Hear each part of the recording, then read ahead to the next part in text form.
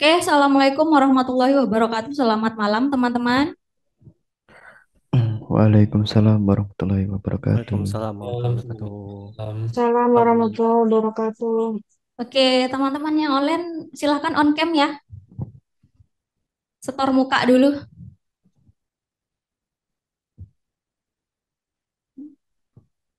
Oke, hari ini kita akan melanjutkan pembelajaran kita tentang periode seni rupa, teman-teman. Masih belum selesai ya. Masih ingat kemarin kita belajar apa aja? Selalu Nyaman. sejarah. Apa? Gotik, Gotik. Periode zaman Romawi sama Yunani. Terus ada abad pertengahan. Ada apa lagi? prasejarah, Oke, klasik sama prasejarah sebelumnya gitu ya. Masih ingat nggak Yunani munculnya tahun berapa?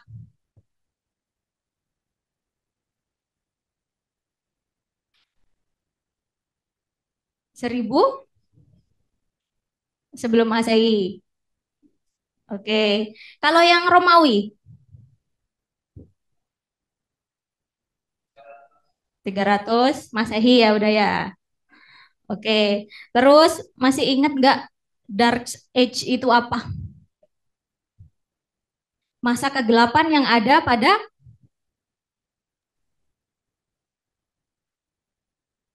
Oke, ada di abad pertengahan. Apa pemicunya Dark Ages itu?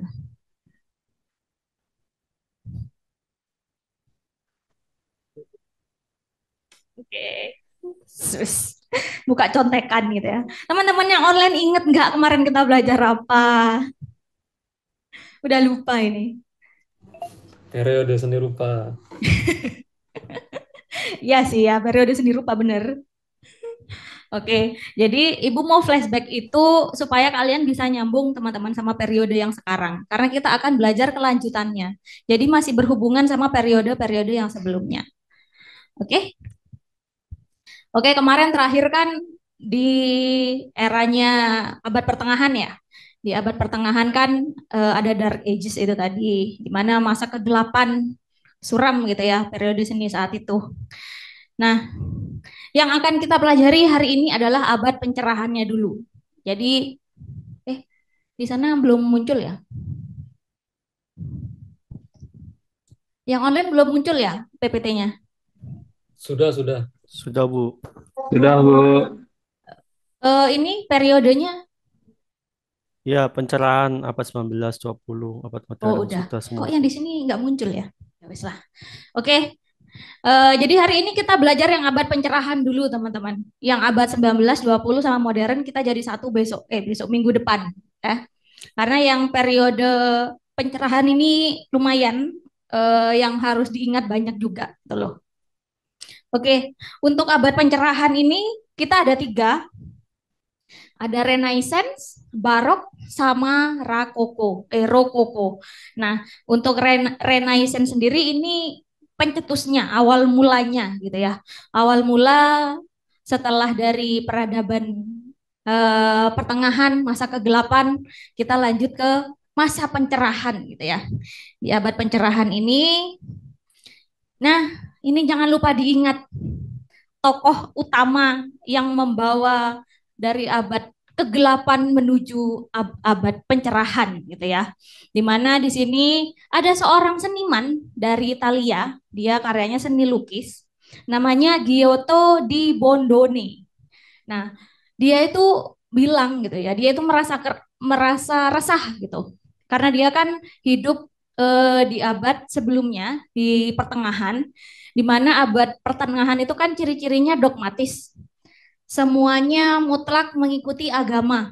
Semuanya diatur gitu ya. Bahkan karya seni pun nggak boleh begini, nggak boleh begitu gitu ya. Harus sesuai dengan ajaran agama Kristen saat itu. Nah, si Giotto Bondone ini dia itu yang pertama kali apa ya, nggak mau gitu loh, menolak, nggak bisa nih karya seni seperti ini gitu ya. Karya seni itu harus bebas gitu, nggak bisa nih kalau kita cuma terpatok sama agama aja, kita terpatok sama hal-hal yang sifatnya mungkin bersifat ketuhanan atau bahkan mutlak gitu ya aturannya. Nggak mau nih dia. Akhirnya dia mencetuskan gitu ya. Kalau seni itu nggak bisa seperti ini gitu loh. Asal muasalnya pertama. Akhirnya dialah yang membawa abad pencerahan, teman-teman. Di mana di abad pencerahan ini dia membuat karya seni itu balik lagi seperti awal, seperti di masa Romawi sama Yunani gitu ya. Cuman di sini lebih baru. Nah, ini untuk karyanya dia. Nah, karena karyanya itu melewati dua masa, di masa abad pertengahan sama di abad pencerahan gitu ya. Nah, jadi masih karya-karya yang berhubungan sama keagamaan gitu ya.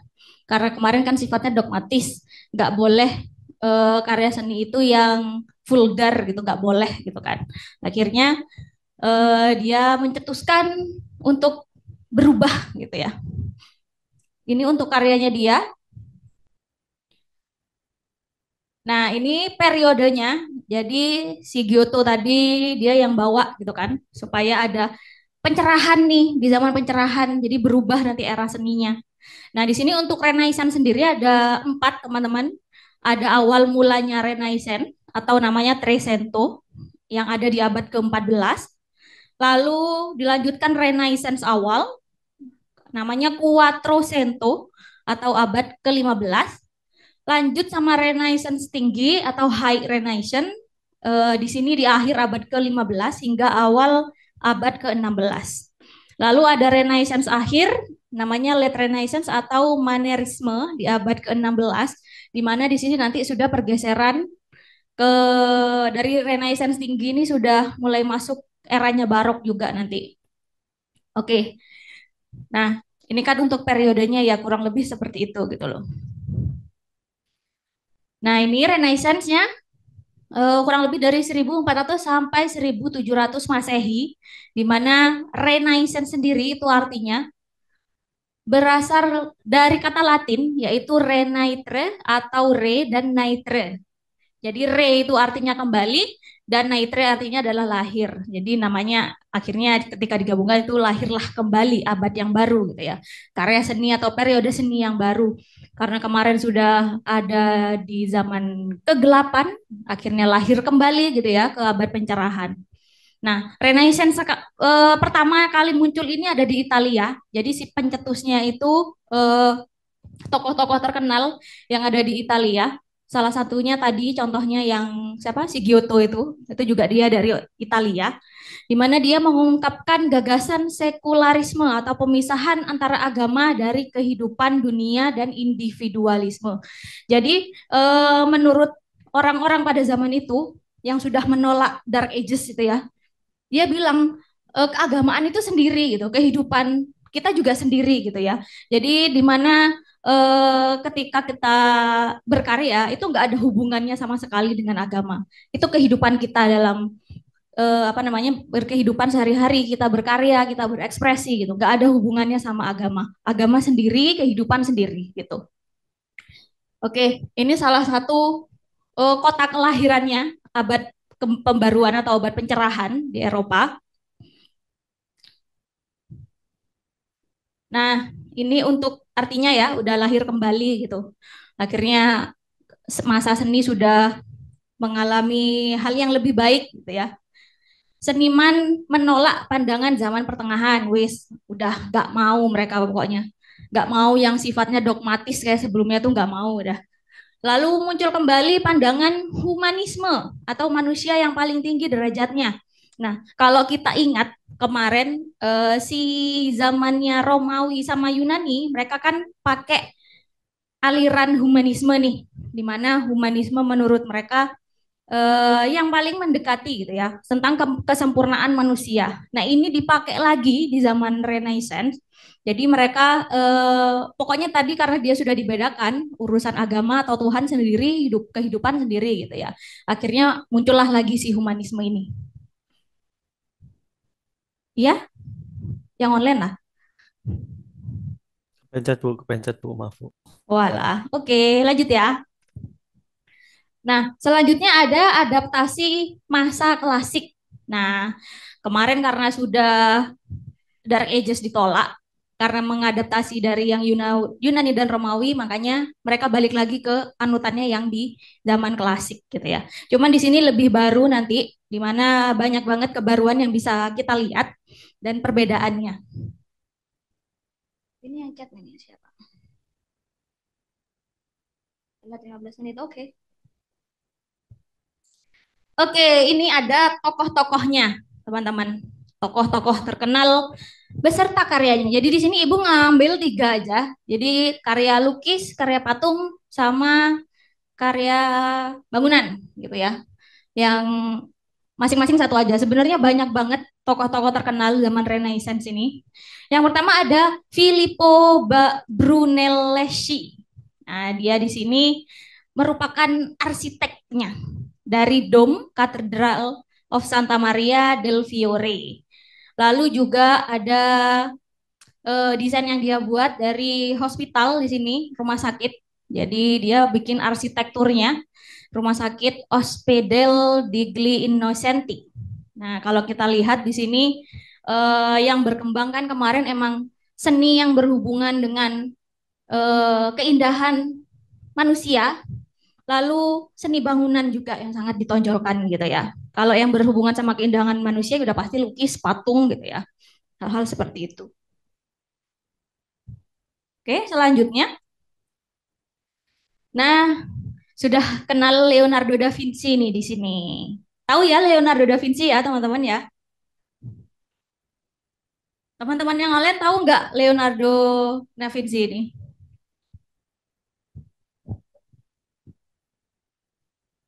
Tahu, tahu. Ya, pernah lihat lah ya karyanya Mona Lisa ini yang udah berkali-kali banyak banget di rebuild gitu ya, dibuat kembali, bahkan dibikin lucu gitu ya, hal-hal yang memperbarui karyanya Mona Lisa gitu ya. Lalu di sini ada karyanya La Super juga di tahun 1495. Jadi karena ini masih dipengaruhi agama, tapi sifatnya sudah tidak dogmatis, karya-karya senimannya juga masih berhubungan sama agama Kristen dan agama Katolik. Jadi mereka banyak banget membuat karya-karya yang berhubungan dengan Alkitab-Alkitab gitu ya. Di Alkitabnya mengisahkan tentang apa gitu ya. Di sini juga sudah mulai muncul. Nah, ini selanjutnya. Kenal Michelangelo nggak? Nggak kenal sih. Tahu lah minimal ya. Tahu patung David nih nggak? Yang biasanya ada di SpongeBob itu loh. Ya, oke. Ini salah satu seniman patung yang terkenal pada eranya gitu ya. Masih masuk di zaman Renaissance. Di mana si Michelangelo ini dia itu seniman patung, seniman lukis juga. Ayo nyanyi dulu. Yang telat nyanyi. Ayo nyanyi. Loh, itu hukumannya kalau telat. Loh kan, 2 orang. Ya, maaf ya teman-teman online ada yang mau menyumbangkan suaranya. Ayo sini yang telat. Saya Jangan telat duduk Bu dong. tadi Bu. Yang online gimana dong? Ayo sini. Mau nyanyi lagu apa? Ayo. Balon kuah. Pakai I. Ayo. Ayo. Bareng-bareng kan berdua. Ayo. Join berdua ayo. 1, 2, 3. Pakai I, pakai I.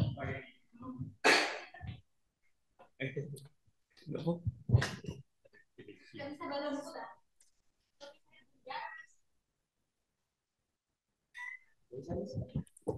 Apa? Kamu? Ya, pakai I ya.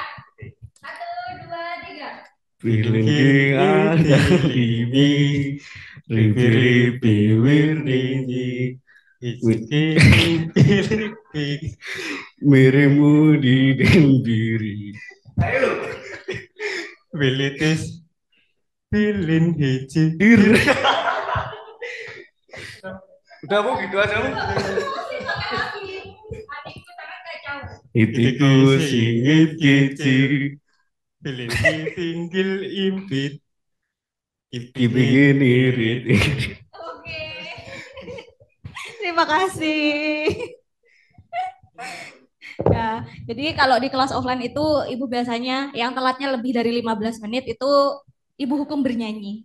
Kalau enggak baca puisi, kalau enggak menirukan suaranya hewan. Jadi next kalau ada yang telat lagi ya tinggal dua pilihan itulah, gitu ya. Enak tahu jadi artis sebentar. Sebenarnya kan setengah tujuh tetap. Sebenarnya kan kemarin di pertemuan pertama karena masih sibuk ini loh, benain, makanya sampai di jam 7. Balik setengah tujuh lagi aja ya.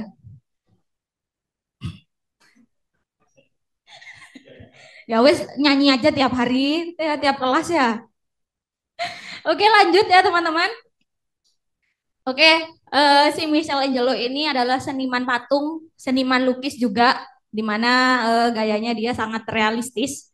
Dia menyesuaikan porsinya sesuai dengan manusia aslinya gitu ya. Dan yang dia buat itu mostly adalah makhluk-makhluk mitologi, makhluk-makhluk yang ada di Alkitab gitu ya. Kayak si Michelangelo ini. Michelangelo ini adalah pahlawan gitu ya. Ibu nggak baca kitabnya sih, cuman dari ceritanya itu si Michelangelo ini dia adalah tokoh yang menyelamatkan dari raksasa hanya dengan menggunakan ketapel dan batu gitu ya. Jadi dia berhasil selamat melewati apa namanya? Musuhnya gitu ya sama si raksasa ini cuman pakai alat ketapel sama batu aja. Makanya akhirnya sama si Michelangelo ini dibikinkan patung lah sama dia. Cuman ini patungnya agak vulgar ya, makanya separuh aja gitu. Oke. Nah, lalu ini juga karyanya yang The Madonna gitu. Dia juga berdasarkan kisah-kisah yang ada di Alkitab, teman-teman. Jadi dia memang membuat sesuatu yang ada di Alkitab itu dibuat secara nyata gitu loh. Jadi orang-orang yang baca Alkitab tuh nggak cuman berandai-andai seperti apa sih di ceritanya, tapi dia wujudkan visualisasinya lewat patung. Oke. Nah, ini ada salah satu video. Kita tonton dulu. Did you know that the Vatican museums house 70,000 artworks, but only 20,000 are on display? With 54 museums spread across 1,400 rooms, chapels, and galleries, this place is a treasure trove of history and beauty. The Vatican museums are more than just a collection. They're a symbol of dialogue between cultures and religions. Explore the legacy. Discover the beauty. Vatican Museums. Subscribe for more.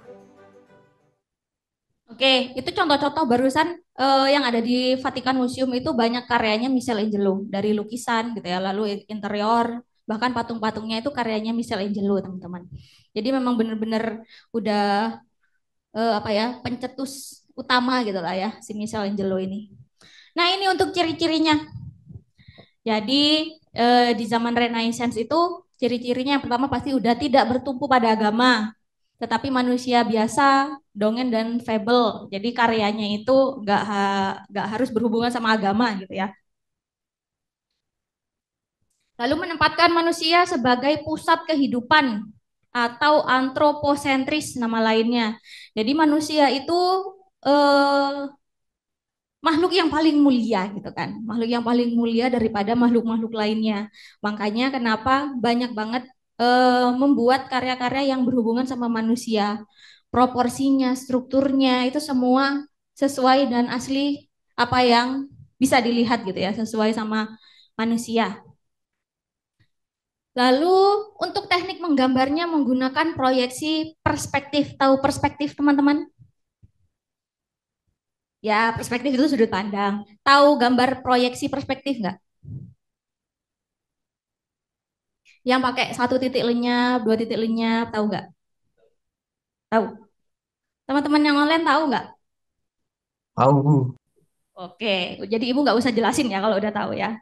Oke, jadi mereka benar-benar membuat gambar itu sesuai wujud aslinya karena pakai perspektif proyeksi di sini. Kalau sebelum-sebelumnya kan enggak, belum ada, tapi di era ini sudah mulai. Jadi memang benar-benar proporsinya sesuai gitu ya. Lalu karyanya lebih realistik, ekspresif, variatif dan juga bebas. Jadi kalau bedanya sama yang zaman klasik dulu itu di zaman Romawi sama Yunani, mereka kan kaku tuh, nggak ada senyumnya, mungkin posenya ya gitu-gitu aja gitu ya, anggun gitu kan. Kalau ini enggak, dia memang benar udah luas, udah bebas, gaya berposenya juga gitu ya. Lalu seni itu sudah dianggap otonom atau mandiri atau bebas dari aturan. Jadi gak ada yang ngatur-ngatur orang yang berkarya udah di zaman ini. Suka-sukanya si seniman lah, mau seperti apa. Dia mau melanggar aturan kayak mau enggak itu terserah gitu ya. Benar-benar sudah dibebaskan di zaman ini itu. Oke, itu untuk ciri-cirinya teman-teman. Lalu ini yang ciri-ciri selanjutnya. Nah, seniman dan perancang bangunan dianggap sebagai tokoh intelektual dan profesi yang terpandang. Kalau kemarin kan enggak tuh ya. Kemarin kan cuman seniman sama desainernya bangunan itu bukan siapa-siapa gitu lah. Mereka cuman membuat karya berdasarkan keresahan mereka di zaman tersebut. Setelah itu udah gitu ya. Bahkan mau berkarya pun harus mengikuti aturan-aturan tertentu. Nah, sekarang di sini enggak. Mereka sebagai salah satu tokoh intelektual di zaman ini. Mereka sudah diakui gitu ya. Jadi profesi terpandang gitu si seniman ini. Lalu karya seni juga menjadi status yang diakui dan bervalue secara ekonomi, di mana benar-benar sangat membantu karena sudah dianggap orang yang intelek gitu ya. Jadi setara sama filsuf gitu ya, ilmuwan sudah setara sama itu seniman ini. Nah, jadi akhirnya karya-karya seni itu benar-benar dikasih price yang tinggi gitu ya, benar-benar karya yang bernilai. Apalagi kalau udah senimannya itu terkenal gitu ya, udah pasti karyanya itu akan ditunggu-tunggu gitu. Bahkan mengantri nih, kayak si yang pertama tadi dia bangunan itu loh. Jadi sampai setiap tahun ada gereja mau dibuat ulang gitu ya, atau mau dibuat baru, itu mereka sudah ngantri buat pesan desainnya ke seniman-seniman ini gitu loh. Lalu gayanya naturalisme dan realisme, ya udah pasti mengikuti bentuk aslinya apa adanya gitu. Lalu sifatnya bebas tanpa dipengaruhi pandangan, sifatnya bebas dipengaruhi oleh pandangan hidup seniman. Jadi maksudnya bebas ini setiap seniman kan punya apa ya? Punya keyakinannya masing-masing gitu, punya idealismenya sendiri gitu loh. Akhirnya banyak banget seniman yang mengikuti idealismenya dalam berkarya. Oke, bebas sudah. Semangat ya seniman. Aku izin bertanya. Oke, monggo. Ini jadi di share screen-nya ada kayak kotakan hitam gitu di judul kayaknya ya. Heeh. Soalnya saya cek Renaissance ini kan di PPT itu ketutupan kotak hitam gitu. Ya, ini kotak hitamnya itu apa sih? Bagiannya Apa ya? apa sih? Zoomnya ini loh. Ibu nggak tahu caranya menghilangkan gimana. Ada yang Eh, bisa bantuin nggak? Ini loh, cek hilang ini loh. Tahu. Pencet delete bisa nggak Bu? Itu kayaknya shape.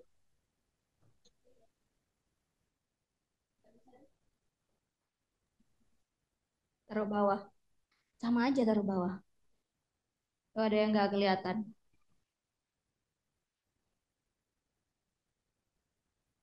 Tahu aku.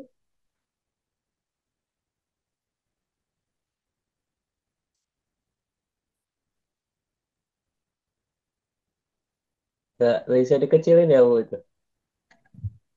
Lah, tambah panjang. Oke. Udah hilang? Oh, nanti pencet ESC ya.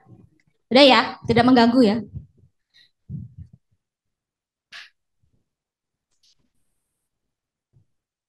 Oke, ini kesimpulannya di zaman Renaissance, teman-teman.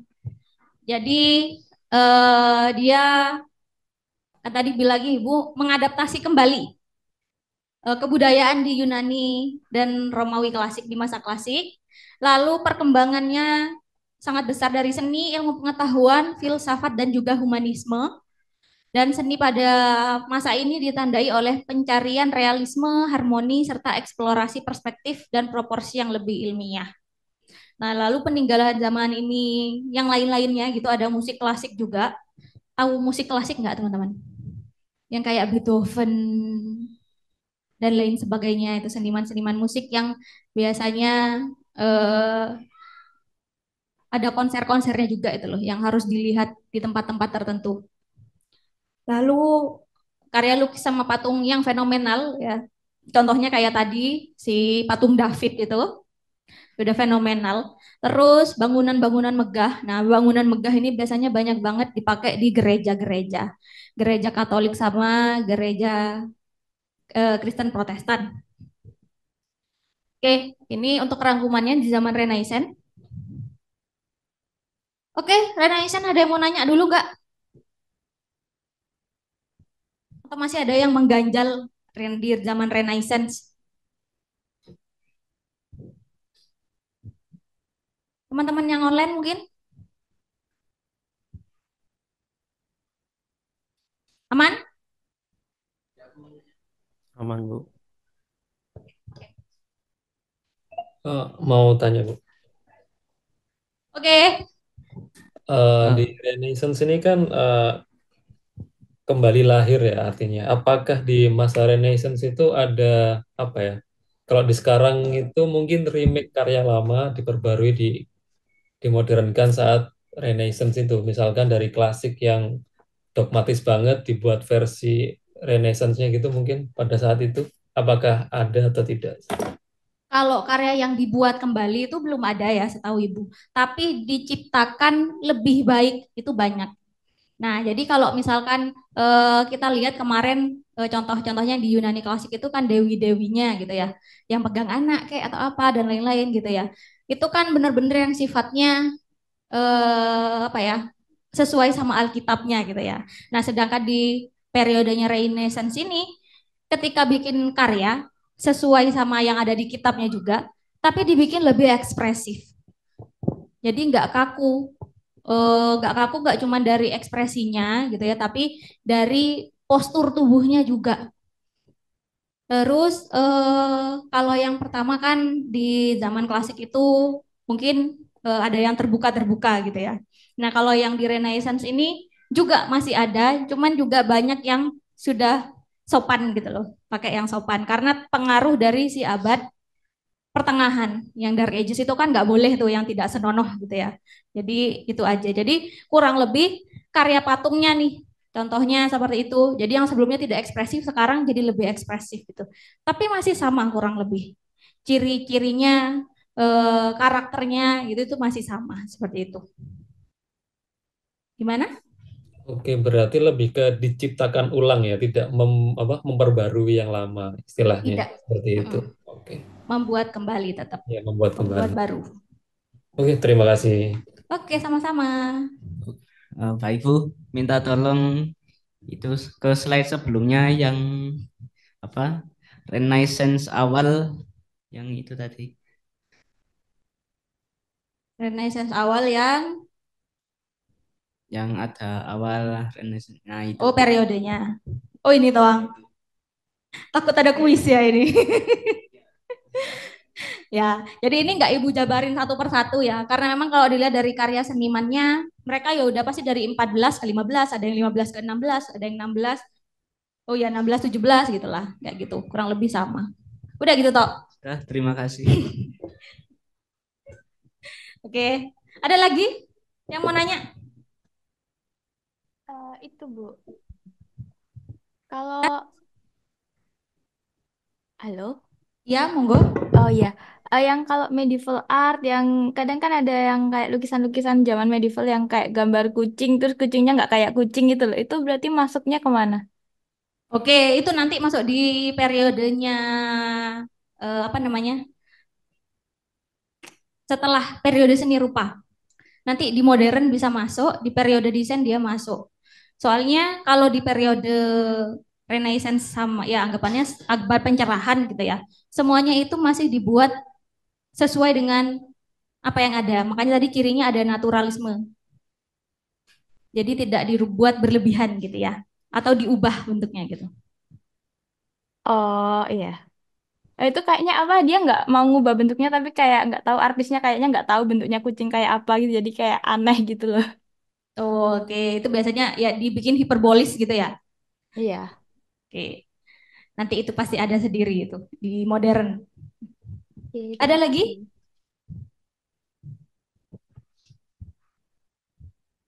Lanjut? Lanjut. Lanjut ya. Coba izin nanya boleh satu Oh lagi. iya, monggo. Kan saya ada kayak buku gitu ya pernah baca terus ada kayak gambar-gambar naga, cuman dia gabungan antara ayam, ular sama apa gitu. Mm-mm. Jadi itu masuknya ke zaman apa ya Bu kira-kira? Jadi ngegambarin makhluk mitologi kan, cuman dari kayak absurd gitu gabungannya. Oke, itu metodologinya mana dulu? Daerah mana? Negara mana? eh Kayaknya Eropa sih, soalnya yang kayak zaman kerajaan perang gitu. Oh, kalau yang zaman kerajaan perang itu nanti ada sendiri, Mas. Masuk ke aliran-aliran baru setelah zaman pencerahan ini. Nanti ada aliran-aliran baru muncul, setelah itu baru masuk ke abad 19, 20 sama modern. Gitu. Oke, baik. Kalau di Indonesia kan yang mitologi gitu kan masuk yang di Hindu Buddha.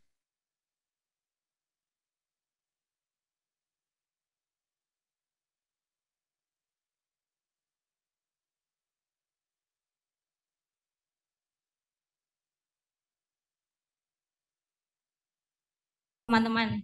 Jadi kalau barok ini sebenarnya eranya itu masih lanjutannya dari Renaissance gitu loh.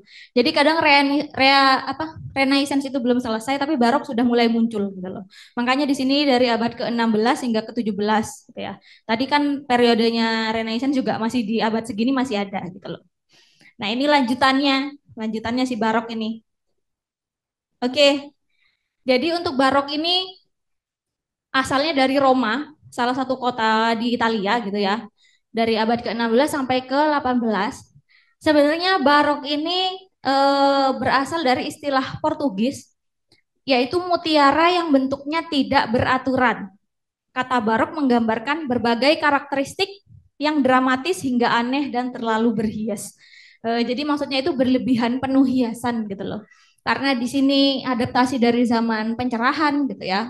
Masih ada zaman pencerahannya gitu ya, ada Renaissance-nya. Cuman di sini lebih berhias, lebih rame gitu ya, lebih banyak hiasannya. Nah, akhirnya si barok sendiri tuh artinya apa gitu ya? Karena nggak sesuai nih sama arti aslinya gitu kan. Kan arti aslinya itu mutiara yang bentuknya tidak beraturan. Tapi ketika diolah lagi gitu ya sama seniman-seniman atau para filsuf dan ilmuwan pada saat itu, ternyata lebih ke banyak karakteristiknya yang berlebihan, aneh gitu. Mulai out of the box gitu ya. Sudah tidak seperti yang sebelumnya. Nah, ini untuk gaya karakteristiknya yang dikenal gitu ya, dramatis, emosional, dan penuh dengan detail dekoratif. Itu ciri khasnya seni barok. Barok itu muncul sebagai reaksi terhadap Renaissance yang berfokus pada kesempurnaan dan keseimbangan, dan sebagai alat untuk gereja Katolik mempengaruhi emosi masyarakat melalui seni dalam konteks kontrareformasi. Jadi di sini yang Ibu baca itu si kan dari yang zamannya Renaissance kan itu juga sudah masih ada pengaruh agama, tapi tidak dogmatis gitu kan. Nah, agamanya yang masih saling memperebutkan posisi sampai sekarang gitu ya. Maksudnya sampai masanya si Barok ini, si agama Kristen Katolik sama Kristen Protestan. Makanya di sini si Kristen Katolik itu sangat mendominasi karena dia itu benar-benar menggalakkan supaya pengikutnya itu nggak pindah ke agama Kristen Protestan kayak gitu. Makanya akhirnya banyak banget gereja-gereja yang dibuat sesuai dengan gayanya si Barok bukan si Renaissance lagi udah karena mereka sudah menggalakkan untuk agamanya sendiri gitu loh. Jadi memang banyak banget yang dipengaruhi sama agama. Nah, lanjut. Ini tokoh-tokohnya. Yang pertama ada Anibal Karasi. Nah, ini juga kan masih berhubungan sama agama Katolik gitu ya. Dia punya karya nih, dia seniman lukis. Karyanya ada Domine Quo Vadis. Artinya Tuhan, kemana engkau pergi gitu ya. Nah, kalau kita lihat di sini karena sudah dia bebas gitu ya, sudah tidak dogmatis. Masa Tuhannya dilukiskan seperti itu dia jalan-jalan gitu ya. Jadi memang benar-benar kreativitasnya si seniman saat itu memang mau menunjukkan bahwa kuasanya itu bisa gitu ya diciptakan lewat lukisan, di karya lukisannya. Lalu ada The Bean Eater juga di sini. Ibu kurang paham maksudnya apa sebenarnya. Apa di masa itu orang-orang yang makan bean atau kacang itu orang-orang yang mulia mungkin gitu ya. Atau ada lain sebagainya gitu. Nah, bisa dilihat di situ karya-karyanya yang masih berhubungan dengan keagamaan juga. Nah, ini lanjutannya Michelangelo ya. Ada Alessandro Algardi, di mana dia juga merupakan pematung gitu ya, seniman patung. Ini salah satu contohnya Tomb of Pope Leo 9. Ya 9 apa 11? 11. Ya oke, 11. Lalu ada Maurizio Frangipane karyanya. Jadi dia itu seniman yang disewa oleh gereja-gereja besar gitu loh. Akhirnya dia banyak banget bikin patung untuk di display di gereja, teman-teman. Jadi tokoh-tokoh yang ada di Alkitabnya yang berhubungan sama masa-masa kejayaannya dan lain-lain itu dia wujudkan ke dalam seni patung. Dan itu didisplay di gereja-gereja, teman-teman. Jadi memang apa namanya? Mengikuti dia untuk perkembangan gerejanya. Nah, ini selanjutnya ada Francesco Borromini.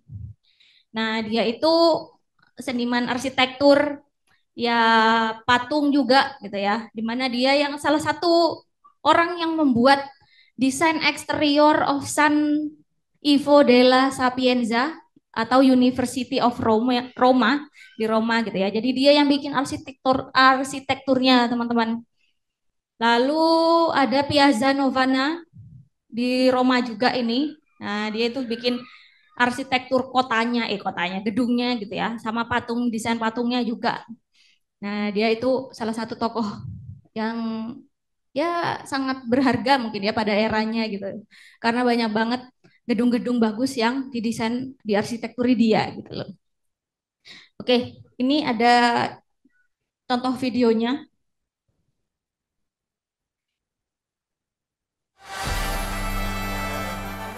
Of all the piazzas in Rome, Piazza Navona is arguably the most famous.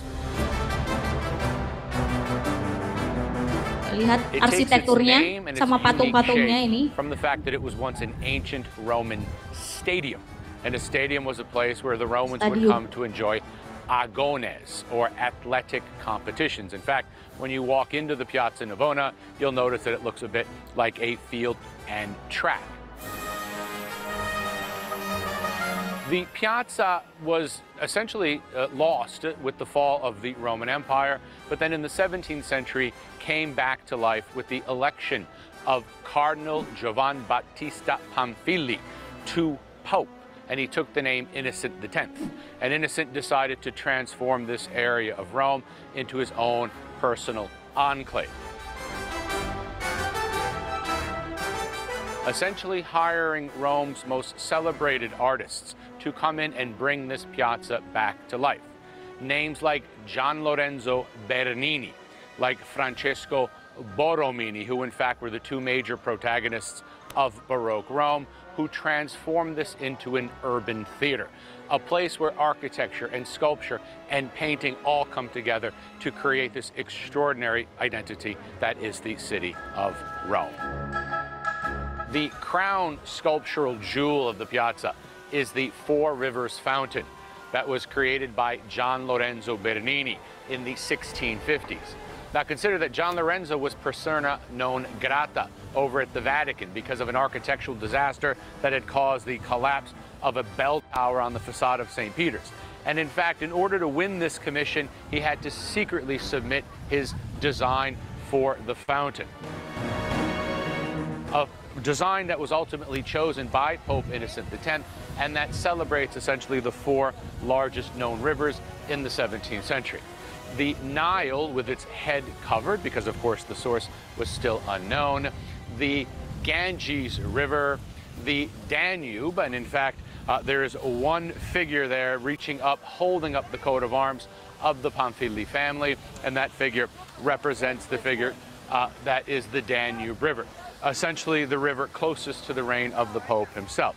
But it's that fourth river, the Riva de la Plata, because remember, we are New World at this point, that in fact attracts most attention, because with that raised right hand, almost as if he was shielding his face, one of the greatest legends of Rome was in fact born, and that is that the Riva de la Plata figure is hiding its face from the ugliness of the church that stands just across the way, called St. Agnes in Agone, because that church was in fact designed by Francesco Borromini, who is the legendary rival of the sculptor Bernini.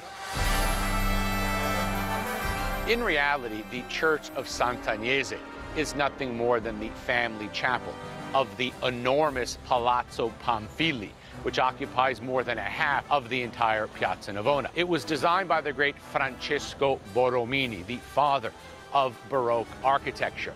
And he here shows us how these convex and concave forms come together to form these moving, these dynamic facades with those two framing towers that you see as well. And one of the greatest legends of Baroque Rome is the fact that the Fountain of the Four Rivers and the Church of Sant'Agnese are competing with each other, because that figure of the Riva de la Plata in Bernini's fountain, raising that left hand almost in disgust in relation to the church that's just across the way. But Borromini would have his revenge with the statue of St. Agnes up there, who doesn't even look down at Bernini's fountain. And the idea that these two artistic rivals were in fact showing that rivalry through their great masterpieces here in the Piazza Navona. Now, unfortunately, everyone, that legend is not true, because the fountain was here long before the palace ever was, and there's no way that Bernini could have known that Borromini was going to build here. So in this case, that legend, unfortunately, is not true.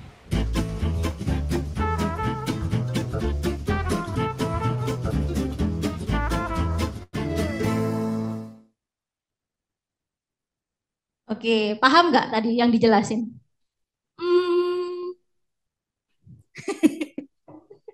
Bisa bahasa Inggris kan kalian? Bisa. Bisa, ya yang bisa-bisa gitu ya. Jadi singkatnya tadi tuh ada dua seniman di situ yang bangun gitu ya. Ada aula, ada gereja, terus ada taman. Apa sih? Yang air mancur itu ya kan? Mereka itu hasil kreativitas dari dua seniman ini, di mana mereka menciptakannya berdasarkan legendanya, gitu loh.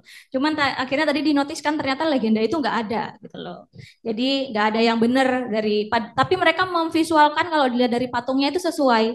Kayak tadi yang dia begini di atasnya, apa, menghadap gereja, tapi dia tuh seolah-olah nggak mau melihat gerejanya, gitu.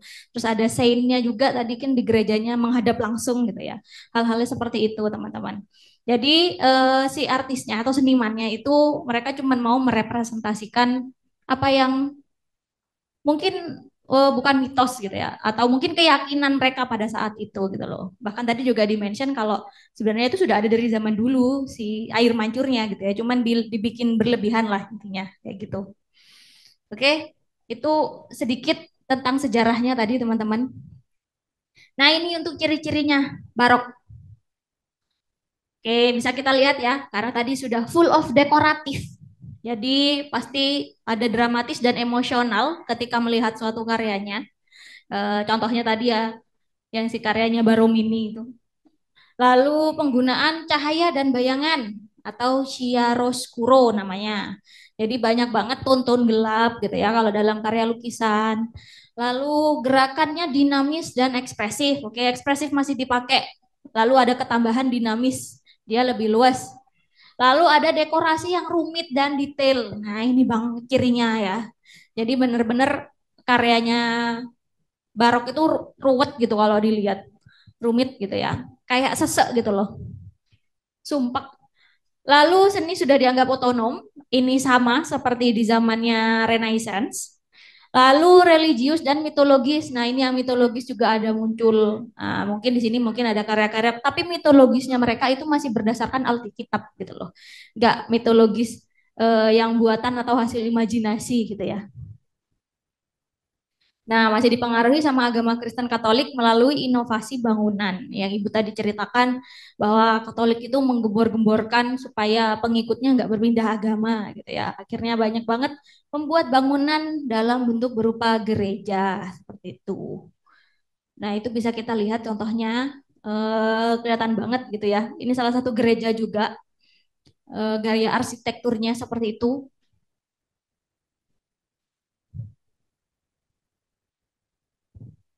Oke, ini rangkumannya. Barok, periode seni yang penuh dengan ekspresi emosional dan kemewahan visual. Jadi kalau kita lihat memang karya-karyanya yang megah-megah gitu ya.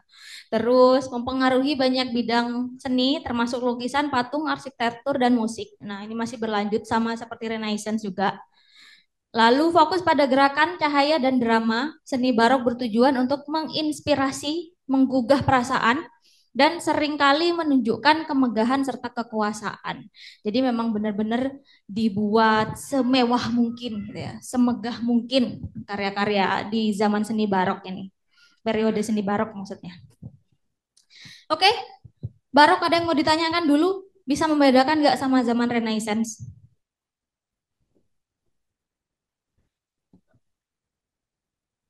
Masih berkaitan sama agama juga. Cuman tidak segembor-gembor ini. Apa bedanya, ayo?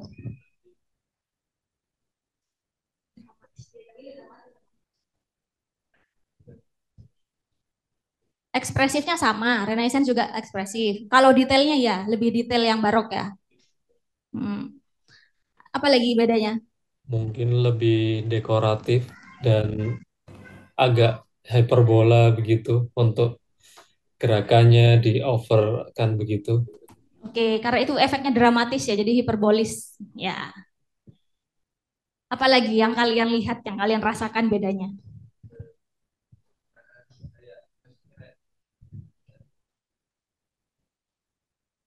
Kurang realistis kan ya, Bu? Kurang realistis? Iya, jadi bentuknya udah realistis, cuman kayak nuansanya kayak ini kan bengkok banget badan kayak gitu. Oke, ya bisa lah ya diterima. Oke, tadi Yogi ya. Yogi bilang mungkin karena sudah realistis, makanya banyak banget tambahan cahaya, penggunaan cahaya gitu ya. Gelap terangnya itu sesuai dengan kenyataan gitu ya, sesuai dengan aslinya. Oke, itu kalau karya lukisan bisa dilihat di situ. Tahu ya bedanya teman-teman ya? Nanti kalau kuis bisa jawab ya.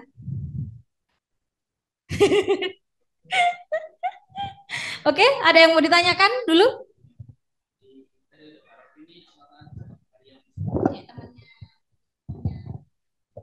Saya izin bertanya, apakah di periode barok ini ada karya musik seperti di periode Renaissance? Ada dong, cuman ibu nggak masukin di sini. Ada juga tetap berkelanjutan, sama masih alirannya sama kayak Beethoven pertama itu. Oh iya. Nah, terima kasih. Oke, sebenarnya nggak ibu mention itu karena apa ya? Karena yang digalakkan itu bukan seni musik gitu loh di era tersebut. Cuman sudah ada, kan munculnya seni musik itu kan dari zaman Renaissance emang. Muncul-muncul seniman musik maksudnya. Yang mau nanya?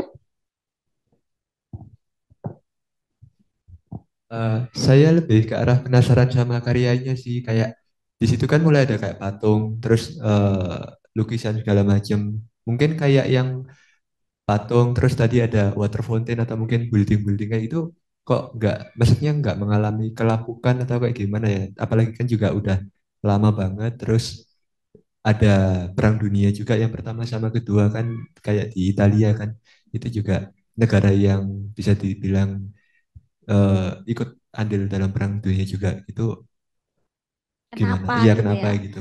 Ya pasti re apa sih? Direkonstruksi, rebuild gitu loh. Kalau misalkan nggak direbuild atau tidak dipelihara dengan baik, ya contohnya candinya kita wis banyak yang hilang gitu kan, banyak yang sudah apa namanya runtuh-runtuh gitu loh kayak gitu. Kalau kayak gini pemerintahannya bagus lah, beda dengan di Indonesia ya. Jadi memang benda-benda seni yang pusaka gitu benar-benar dijaga dan benar-benar dirawat gitu loh. Bahkan di sana itu ada undang-undangnya sendiri. Makanya sampai sekarang seniman-seniman di sana itu berharga gitu ya, bernilai gitu loh. Tergantung pemeliharaan kotanya seperti apa. Dan kalau kita lihat tadi di apa sih namanya kotanya? Vatikan. Bukan, bukan. Ini loh, Novana, Piazza Novana itu ada kayak satu tempat sendiri gitu loh. Satu tempat sendiri yang isinya itu ada gereja, ada hall, terus ada tempat apa tadi? Yang buat audisi gitu-gitu loh. Itu satu kayak satu tempat sendiri gitu ya. Anggaplah kalau di Malang tuh kayak kayu tangan gitu loh. Ada satu tempat sendiri yang isinya itu seni-seni periode barok gitu loh. Jadi memang satu daerah sendiri yang memang dirawat untuk dijaga kelestariannya memang kayak gitu. Ya, beda ya. Sumber daya manusianya berbeda gitu ya sama kita. Ya, seperti itulah. Oke, ada lagi? Teman-teman yang online? Oke. Teman-teman yang online gimana? Ada yang masih mengganjal nggak? Ini Bu, berarti pada waktu zamannya periodenya ini tuh kalau di Indonesia atau di Asia sendiri tuh apa ada perbandingannya gitu? Oke, kalau kemarin kan terakhir kita masuknya ke zaman periode Islam ya, masuk di Indonesia. Kalau di abad 1500, 1400-an, ini kita masih dijajah kan ya? Belum ya? Oh, belum dijajah ya. Berarti ini zamannya periode Islam yang menyebarkan agama itu loh.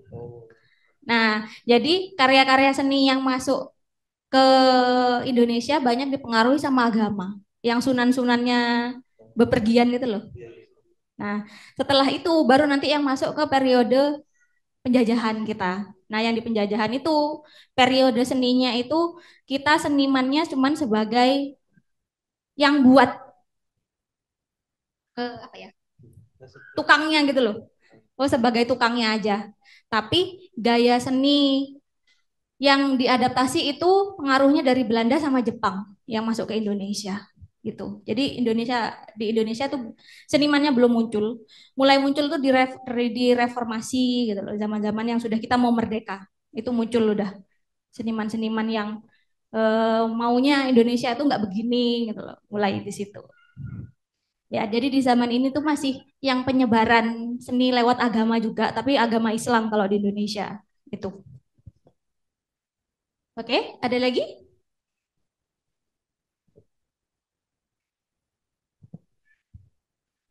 Lanjut.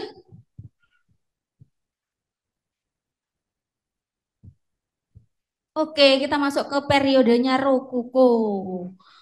Nah, karena sama-sama masih tadi di Italia, sekarang Rokoko ini banyak dikembangkan di Perancis, teman-teman. Jadi banyak banget karya-karya Rokoko yang dimulai di daerah apa di negara Perancis di sini. Cuman nanti akhirnya menyebar ke Eropa, termasuk Jerman, Austria dan Italia juga. Nah, di sini sangat berbeda ciri khasnya gitu ya. Kelihatan banget nanti kalau Rokoko itu seperti apa. Rokoko berasal dari kata rocaille dari bahasa Perancis yang berarti dekorasi berbentuk kerang atau batu yang rumit dan berliku-liku. Jadi sebenarnya kata rokoko ini kata gantinya gitu ya. Kata kerennya kerang gitu ya. Hiasan berbentuk kerang gitulah gampangnya. Nah, di sini kenapa disebut periodenya rokoko karena memang kebanyakan yang mempengaruhi itu arsitektur, teman-teman, bangunan, interior dan furnitur pada masa tersebut. Jadi kalau kita lihat itu yang bisa dibedakan dari arsitekturnya sebenarnya. Oke, kalau dari lukisan sudah bisa kalian lihat perbedaannya sama lukisan-lukisan sebelumnya apa, ayo?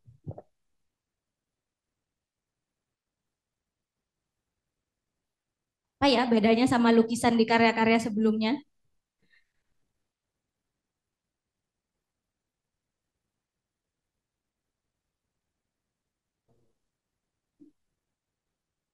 Oke, lebih berwarna, apalagi Lebih ekspresif mungkin. tertutup, Ya kan, maksud saya ya kayak sopan ya, ya sopan dan gitu. Terus ekspresif ya, ekspresif masih masih berlanjut teman-teman, karena emang sudah bukan eranya dogmatis gitu ya. Oke, ini untuk ciri-cirinya. Jadi karena sama-sama fungsinya dekoratif sama kayak barok tadi, ornamennya juga nanti ada yang rumit. Nah, warnanya di sini, kenapa kok lebih berwarna? Tapi dia nuansanya masih warna-warna pastel gitu ya. Warnanya lembut, warna-warna lembut. Lalu tema-tema ringan dan santai juga. Jadi cuman berhubungan sama kehidupan sehari-hari aja. Jadi kalau tadi kan dia bikin lukisan, bikin karya patung yang sesuai dengan Alkitabnya gitu ya. Di sini enggak, dia cuman melukiskan sesuatu yang terjadi dalam kehidupan sehari-hari gitu ya. Tapi masih ringan dan enak gitulah dilihat. Nah, lalu terpengaruh sama alam dan kehidupan sekuler atau pemisahan antara urusan manusia dan urusan Tuhan dalam semua aspek kehidupan, termasuk karya seni. Jadi karya seninya sudah dijauhkan sama agama gitu ya. Nggak pakai agama sudah ini bikin karya seni. Makanya nggak ada yang berhubungan sama ketuhanan gitu ya, sama dewa-dewa gitu nggak ada udah di sini. Kesenangan visual dan detail. Jadi memang benar-benar senimannya dibuat untuk bebas berekspresi. Bagaimana dia menuangkan kreativitasnya berdasarkan kesenangan visualnya, gitu ya. Secara detail juga. Kalau kita lihat di sini dari gaya fashionnya udah berbeda gitu ya. Zaman-zaman masa kini dengan masa-masa zaman dulu gitu ya. Oke. Di sini untuk kesenangan visual itu contoh gampangnya wis. Kalian ada yang suka menggambar nggak? Oke, yang lain nggak suka gambar. Saya suka. Oke, yang online satu, yang offline satu. Mbaknya suka melukis. Kan gambar dulu melukis itu. Oh langsung, langsung pakai cat air gitu. Oke. Wah. Nah kan contoh gampangnya ya menggambar atau melukis gitu ya. Kalian kalau nggak ada perasaan senang gitu pasti nggak melukis nggak sih? Iya. Ya mengikuti mood juga kan gitu loh. Sama aja kayak gini, kayak mungkin dia lagi melihat, oh sekarang tuh yang lagi ngetren fashionnya seperti ini gitu ya. Terus diimajinasi, dibikin seperti ini karyanya, misal seperti itu kan berdasarkan dari kesenangan kita dulu untuk menggambar gitu loh. Nah, hanya seniman itu sudah mulai merasakan ini di abad Rokoko gitu loh. Dia membuat karya itu berdasarkan kesenangan visualnya dulu gitu. Jadi bukan karena kalau sebelum-sebelumnya kan karena keresahan gitu ya. Keresahan karena efeknya pengaruhnya agama kayak atau apa gitu ya. Atau memang mungkin mau merepresentasikan apa yang ada di Alkitab. Kalau ini enggak, yang benar-benar sudah mengikuti kesenangan visual. Nah, ini ada seniman namanya John Antoine Watteau. Gimana sih bacanya? Ya itulah. Nah, dia ini salah satu tokoh seniman lukisan gitu ya, seniman lukis. Di mana karya-karyanya dia itu sudah membawa keindahan naturalis ya, alam.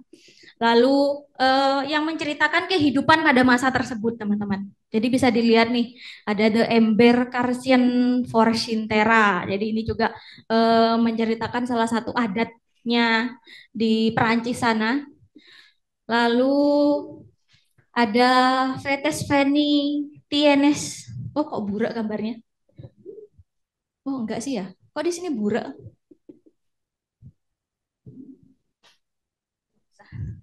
Itu. Jadi memang benar-benar menceritakan kehidupan yang ada pada masa tersebut, teman-teman. Di zaman tersebut ini. Orang-orang itu lagi suka apa, lagi ada tradisi apa gitu ya, itu dilukiskan sama dia.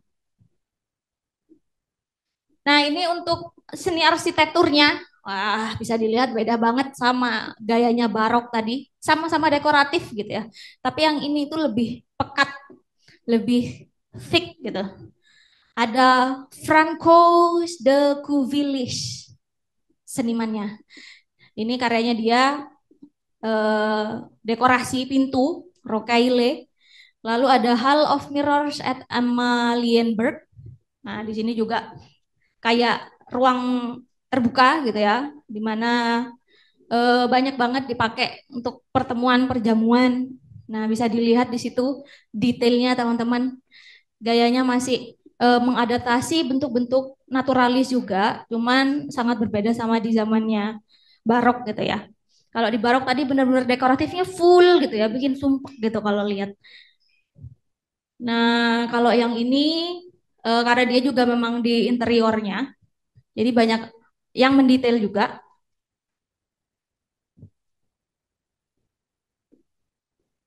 Nah, ini selanjutnya ada seniman namanya Franz Anton Busteli.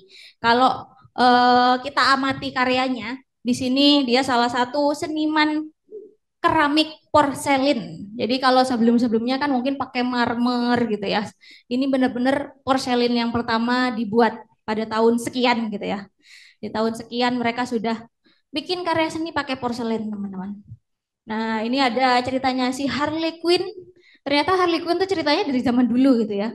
Bukan zaman-zamannya DC atau ya. Lalu ini karena ini untuk hiasan patungnya, jadi memang yang benar dibikin-bikin yang kecil-kecil gitu. Lalu ada The Thames to Wash Lovers. Nah, ini juga karyanya. Jadi kalau karyanya si Franz Anton Busteli ini banyak banget mengadaptasi tentang keharmonisasian kehidupan gitu loh. Dari pasangan gitu ya, dari keluarga gitu, hal-hal yang seperti itu. Jadi yang romantis, yang harmonis gitu loh. Yang manis-manis lah karyanya dia ini. Oke, itu untuk seniman patungnya ya, patung porselin. Nah, ini contoh gambar yang tadi, ini karyanya Jane Honore Fragonard, The Swing judulnya.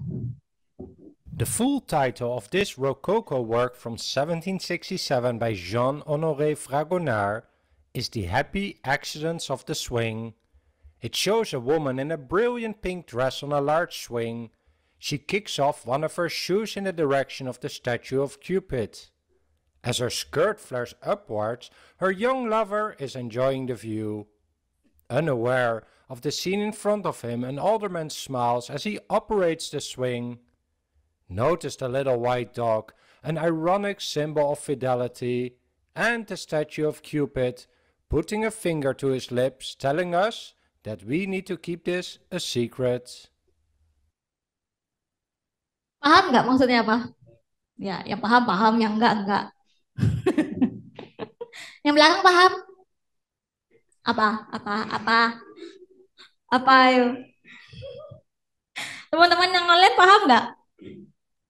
Paham. Tidak. Kalau terjemahannya cukup paham tapi Makna gambarnya.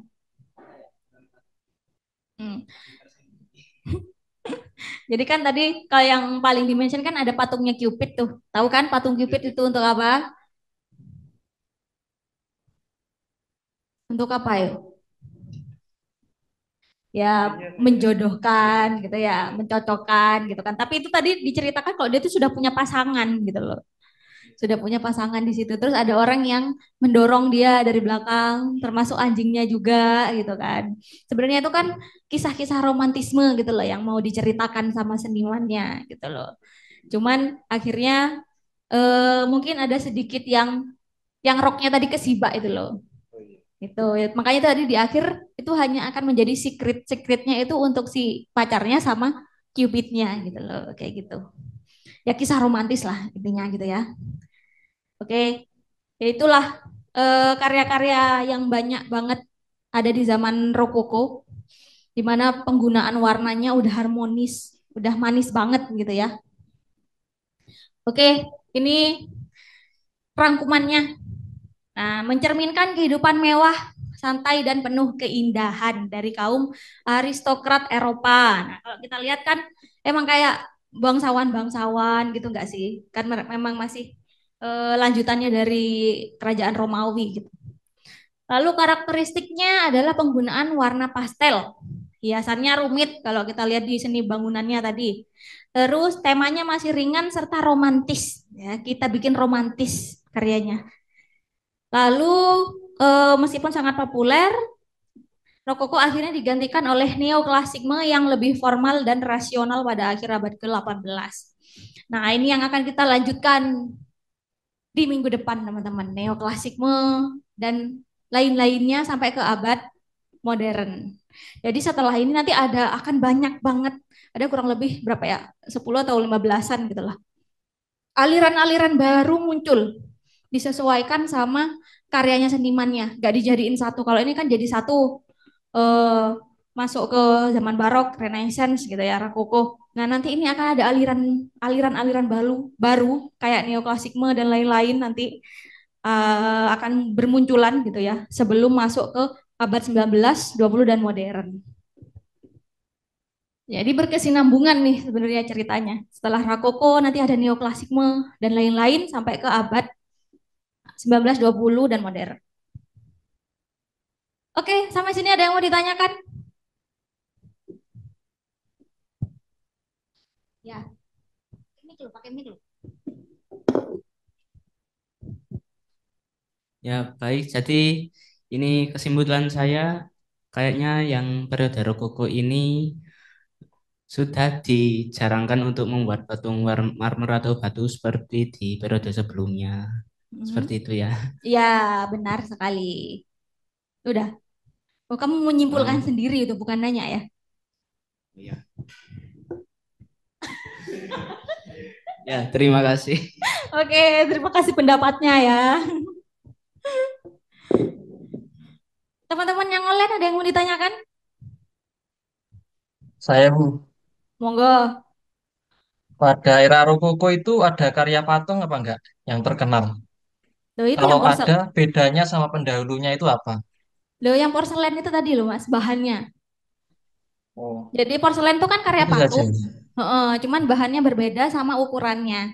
Jadi karena dia alirannya romantisme gitu ya, rokoko. Jadi memang dibikin, kalau yang sebelumnya kan rasional gitu ya, sesuai dengan keadaannya, terus pakai mitologinya dewa-dewa gitu kan, cerita-cerita alkisah gitu.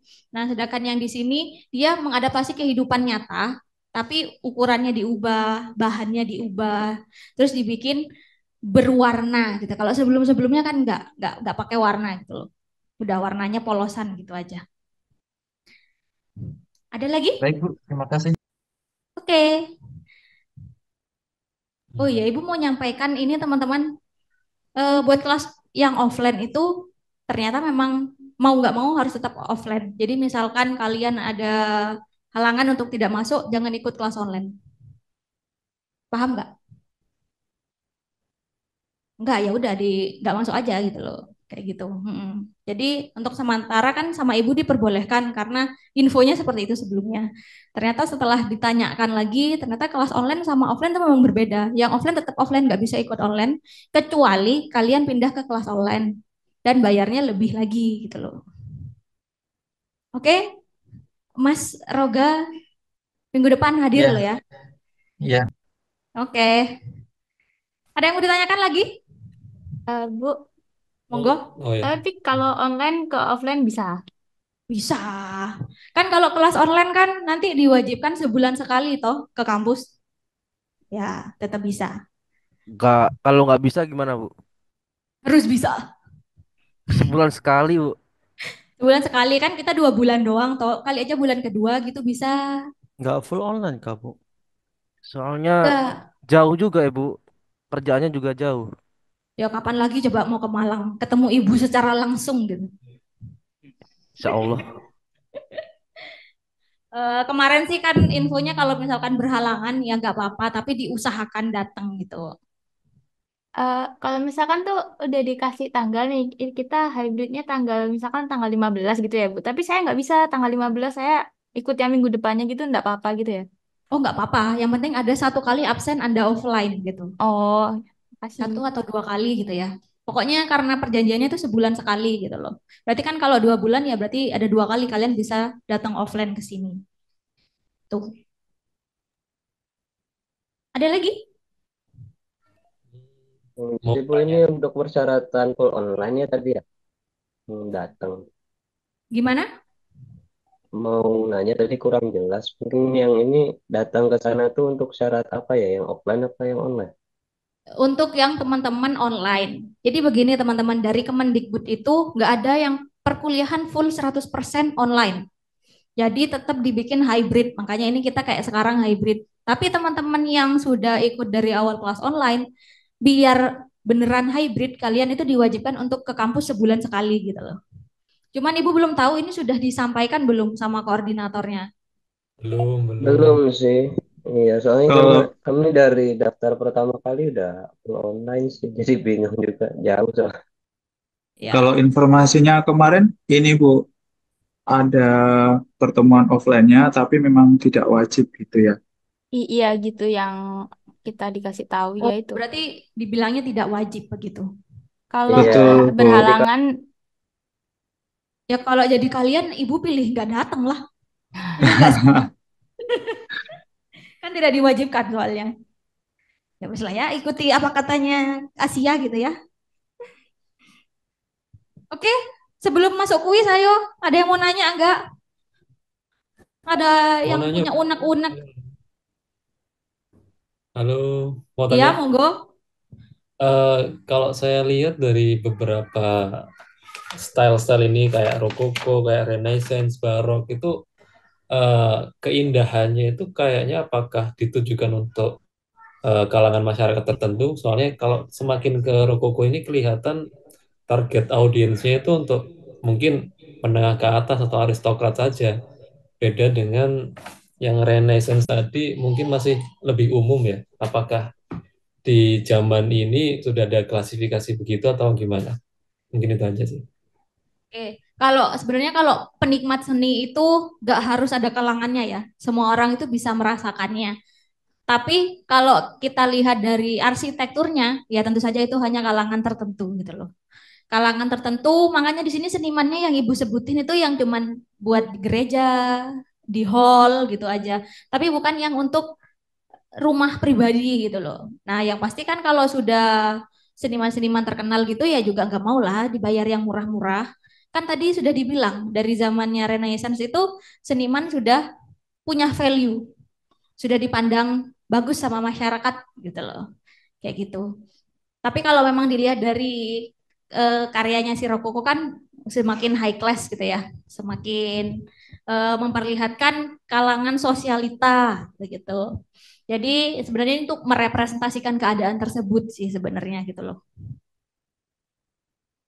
Oke? Bisa diterima?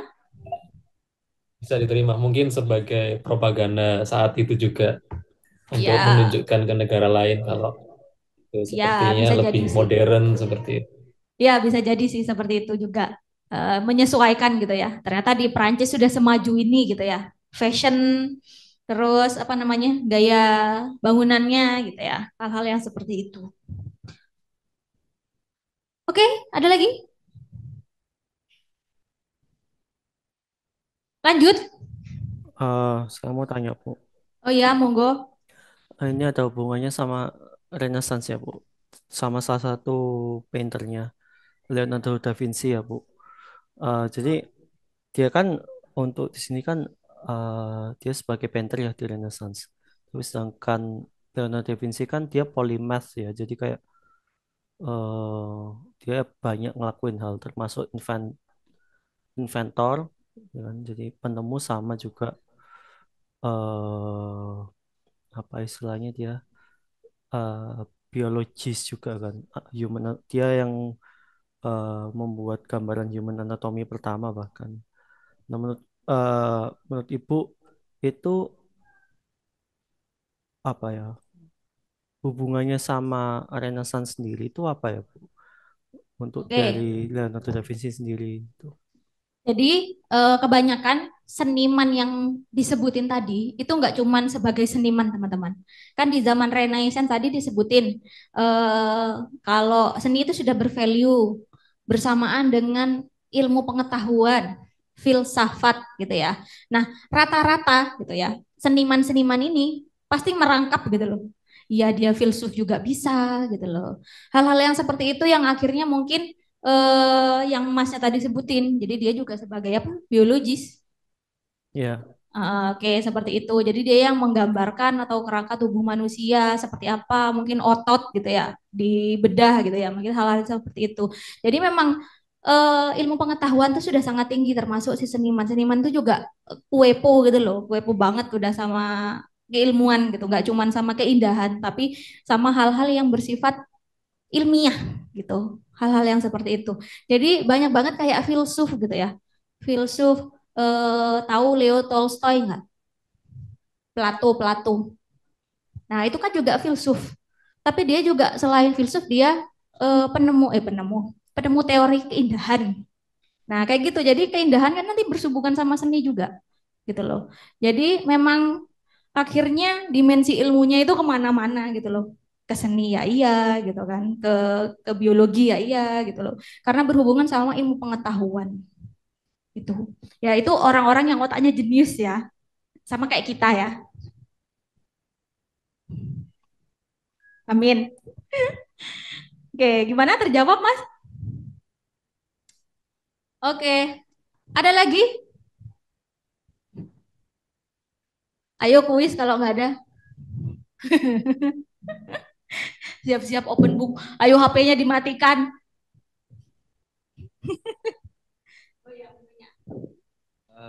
Permisi saya mau nanya, untuk dari zaman tadi apa ya? Oh, dari yang Renaissance terus Barok sama Rokoko itu kira-kira untuk maksudnya masyarakatnya sendiri itu kan maksudnya ini kan kayak bidang seni ya, dia seniman gitu. Itu hal apa yang maksudnya bisa berdampak untuk masyarakatnya itu apa gitu? Apa cuman masyarakat hanya bisa menikmati aja atau kayak gimana gitu? Kok bisa sampai maksudnya selaku seniman itu bisa sampai punya value yang tinggi di saat itu?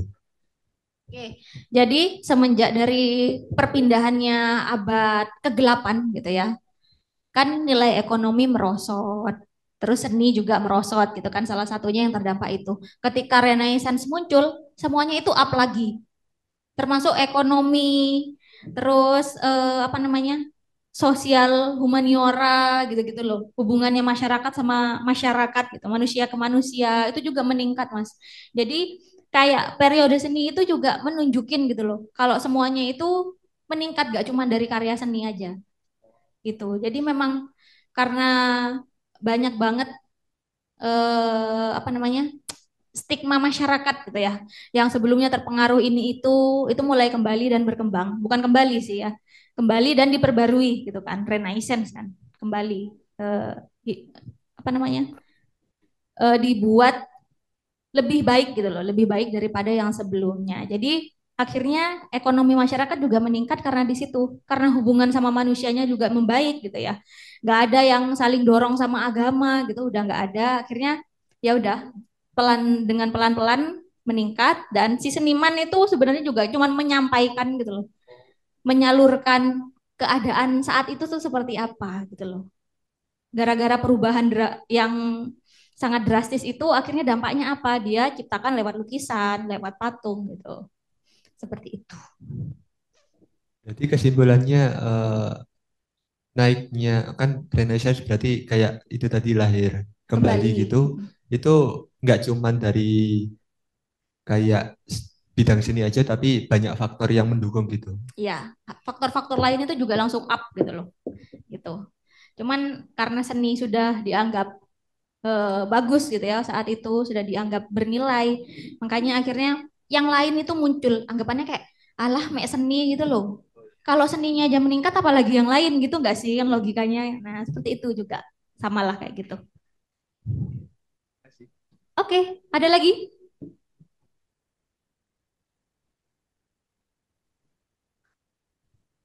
Udah siap mau kuis? Ayo di close HP-nya, nggak boleh nyontek. Ibu sebutin yang teman online dulu ya. Yang minggu kemarin belum ditunjuk siapa?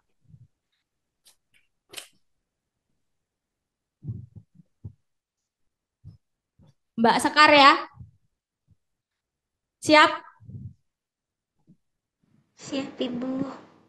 Oke, kita masuk ke kuis dulu. Siapakah tokoh seniman Italia yang pertama kali mencetuskan cikal bakalnya abad percerahan?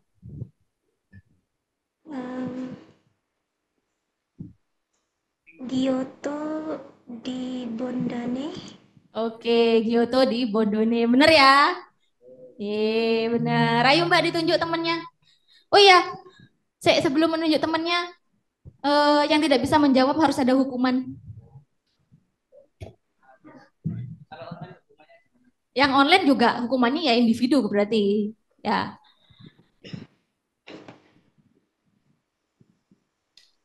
Oke, bisa diterima ya. Yang nggak bisa jawab ada hukumannya gitu. Oke, monggo Mbak ditunjuk siapa? Boleh yang offline, boleh yang online.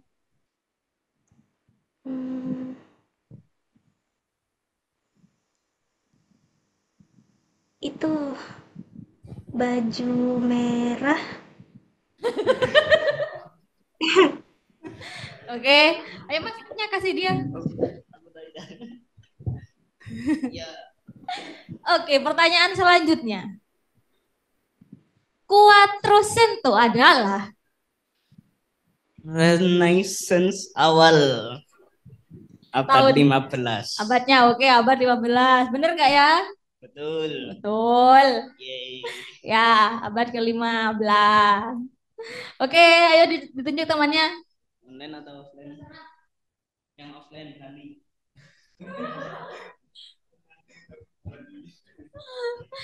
Oke. Ayo Mbak Rani. Renaissance dalam bahasa Latin artinya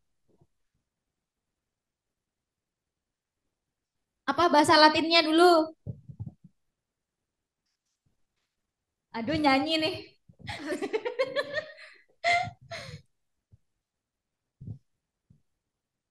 Kurang tahu. Nggak tahu. Oke, kita keep dulu Mbak Rani ya. Dia dapat hukuman udah nih. Enggak, hukumannya nggak nyanyi kok. Gantian. Oke. Ayo ditunjuk temannya. Batian. Renaissance dalam bahasa Latin artinya renaître. Re berarti kembali. Kalau naitre terlahir, lahir.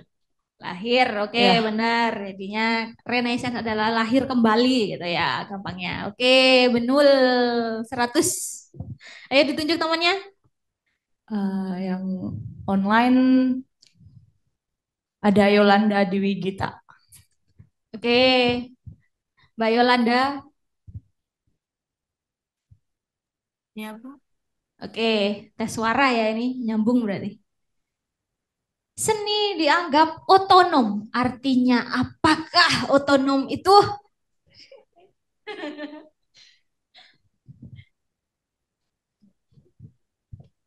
Di zaman Renaissance tadi barok gitu masih dianggap otonom seni. Apa itu otonom?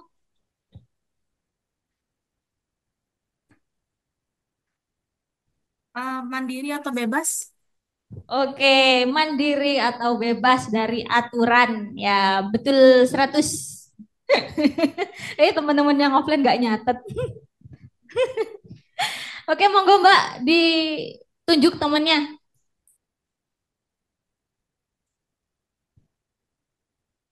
Yang offline baju biru. Mas, ayo Mas. Kasihin mic-nya Mbak. Oke. Pertanyaan selanjutnya. Ornamen yang rumit ada pada periode seni apa? Seni rupa. Ya, benar periode seni rupa. Yang spesifik ayo. Itu lo lihat gayanya. Apa tuh namanya? Nyanyi. Yang barusan ini atau yang Oh, nggak tahu aku.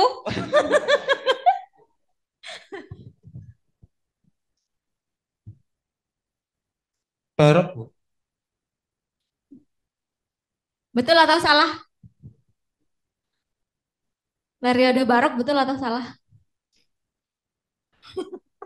Enggak. Ya. Ya, Udah yakin? ya, insya Allah yakin. Insya Allah yakin. Kurang tepat. Enggak sih, benar. Kurang satu. Rokoko juga. Ya, rokoko kan juga rumit gitu ya. Barok benar tapi kurang satu gitu ya. Rokoko. Oke lah, bisa dimaafkan lah ya. Sudah bisa jawab benar satu. Ayo ditunjuk temannya.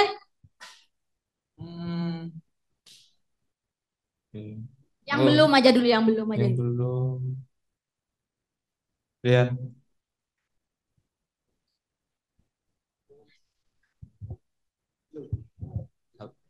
Jadi sampean. Oke, siapa nama patung tersebut dan siapa senimannya? Ayo, siapa ayo? Yang di SpongeBob itu, Bu. Iya, yang di SpongeBob. Bukan Squidward loh ya senimannya ya.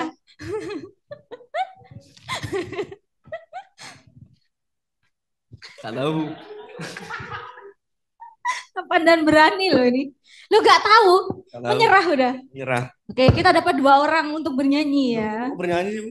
Enggak ya, enggak jadi enggak nyanyi. Oke. Bukan nyanyi hukumannya. Ayo tunjuk temannya. Zulkifli.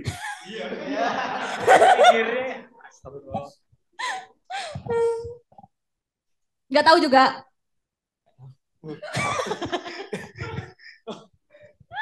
Ayo tunjuk lagi temannya satu. Terserah. Mungkin online. Yang Mas online. Andi. Ya wes, ayo siapa? Mas Handi. Mas Han? Ya, loh. Ya. Patung. Nama patungnya sama nama senimannya. Ya, patungnya David, terus Leonardo da Vinci kalau nggak salah tadi. Salah. Salah ya? Kalau senimannya salah. Davidnya yang bener udah. Ayo, siapa ayo? Ya. Si.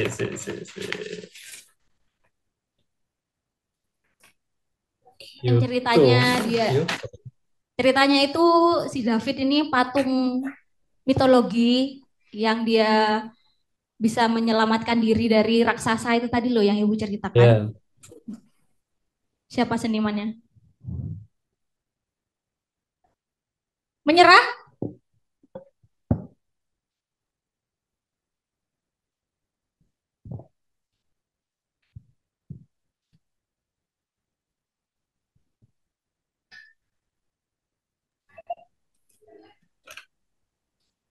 Di mana?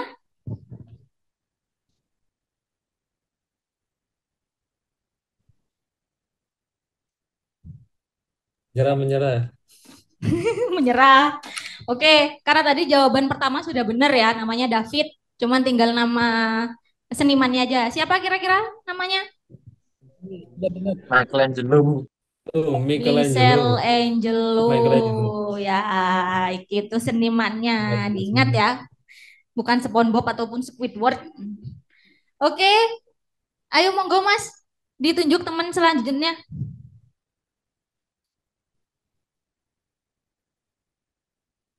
Ini bebas ya, online offline? Bebas. Mau ditunjuk lagi loh temannya nggak apa-apa. Ini deh, Mbak Tri Damayanti. Oke, monggo Mbak. Iya. Karya seni bersifat antroposentris yang artinya adalah Waduh. Ini aku jawab 2 ya, Bu. Kalau salah satunya salah nggak apa-apa ya. Oke. Kalau nggak salah itu dia yang apa yang berfokus sama manusia atau nature. Udah itu doang. Iya, yang satunya tuh fokusnya ke manusia, terus ada apa namanya nature-nature-nya tuh diikutin gitu. Kurang tepat. No. Ayo Bentar, ditunjuk. Yo ya wes, ayo mikir.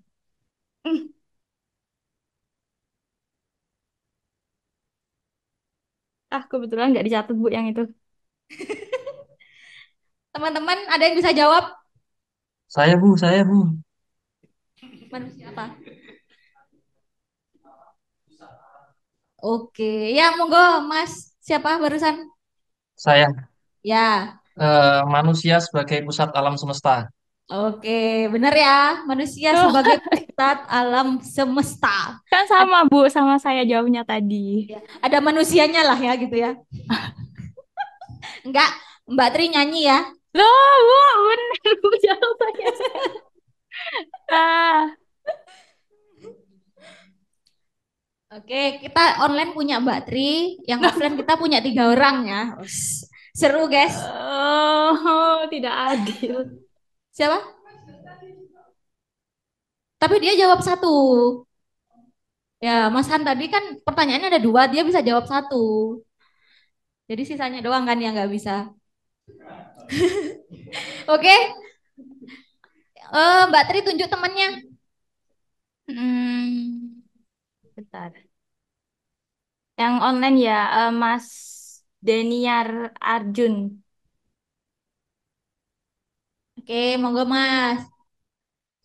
Ada berapa periode seni barok? Sebut dan jelaskan. Kalau bisa tahunnya juga. Ada 3. Yang pertama barok awal pada akhir abad ke-16 hingga 17. Ya, era dalam seni yang berasal dari Roma. Yang kedua barok tinggi Oke. pada abad ke-17. Yang ketiga barok akhir pada abad pertengahan sampai akhir ke-17 kalau nggak 18. Oke, benar ya. Ada 3. Barok awal, tinggi atau pertengahan, terus sama akhir. Gampang banget lah. Oke, tidak dihukum. Ayo Mas, ditunjuk temannya lagi. Masih ada nggak ya ini? Oh, masih. Yang online apa offline? Terserah.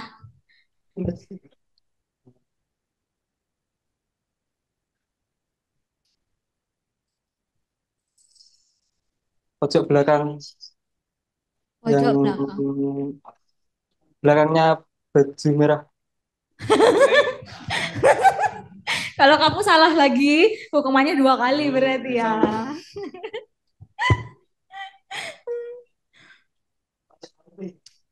Periode seni barok pertama kali ditemukan di kota? Kotanya doang loh ini.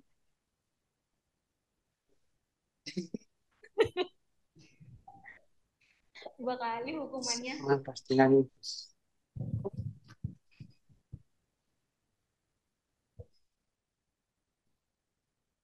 Menyerah? Roma. Oke, bener, Roma.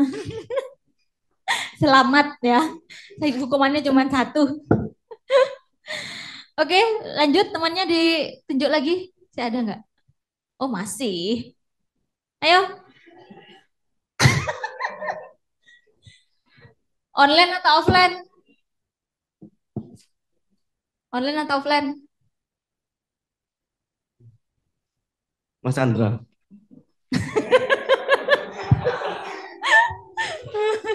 Ayo. Siapa ya tokoh senimannya ini ya? Kayak di gambar ya tadi. Pelukis pokoknya dia itu. Oh, pelukis.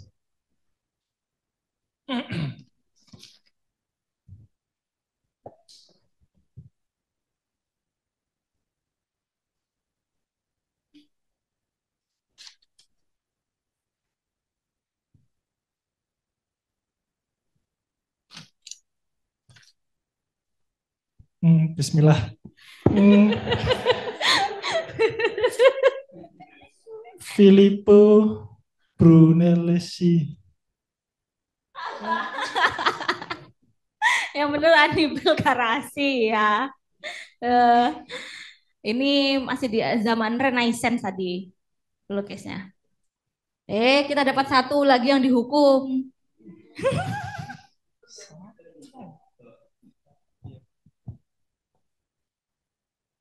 Iya, betul. Ayo ditunjuk lagi temannya.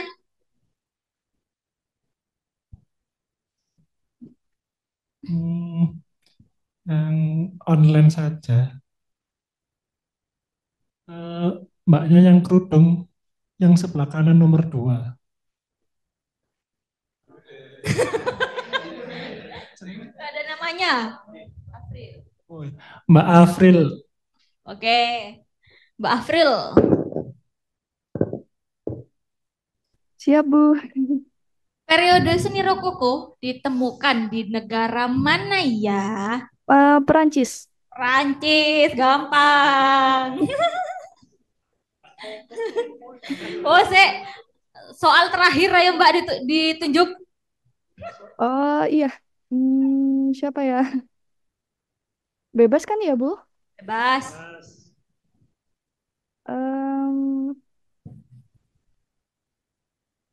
Ini deh, Mas Ataila Azri. Iya. Agak susah namanya. Oke. Mana Masnya? Halo. Oke. Last one. Waduh. Ini ada Franz Anton Busteli. Terkenal dengan ciri khas karya seninya apa ya? Karya seninya ya. Cirinya atau karya seninya, Bu?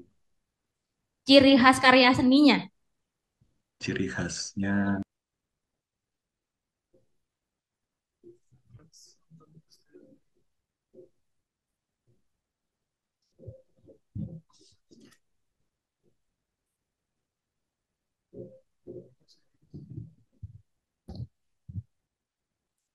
Dia tadi yang pencetus itu loh, salah satu pencetus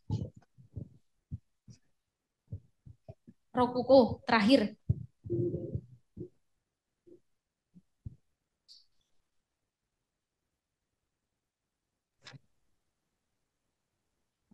pengaruh alam mungkin.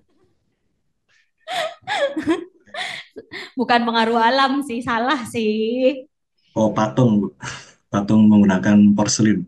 Oke, bener ya, patung menggunakan porselen ya.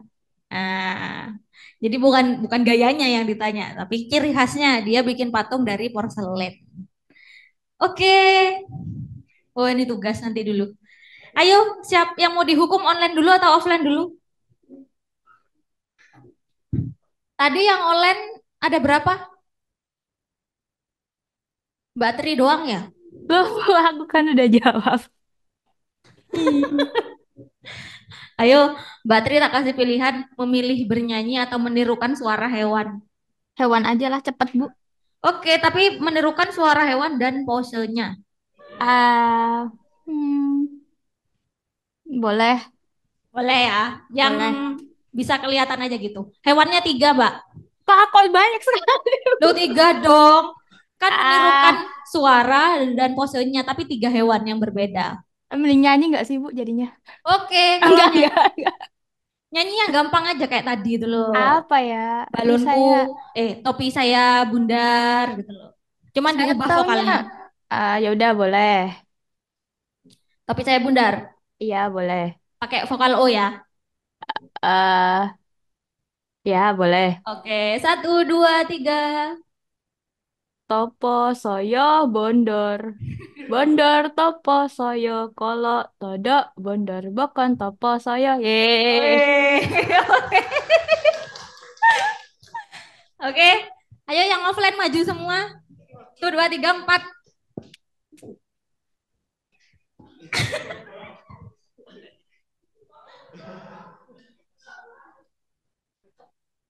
Kan tadi nyanyi udah ya.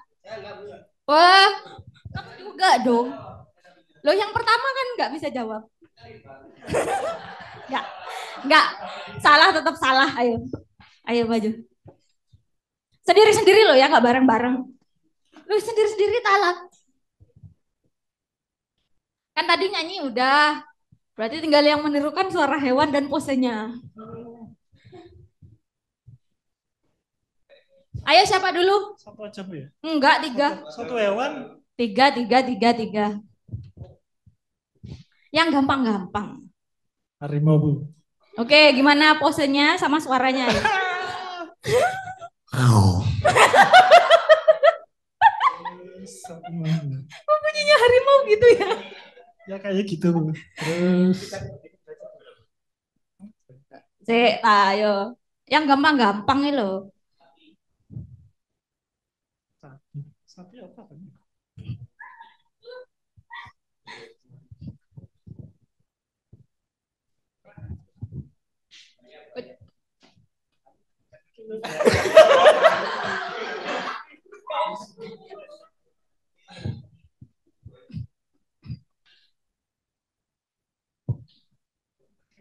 Ya wes kucing. Miau. Terakhir, ayo tinggal satu. Temannya nggak boleh menyebutin yang sudah disebutin loh ya. Tahu cicak nggak? Sana, nempel ke tembok. Ayo, nempel lo.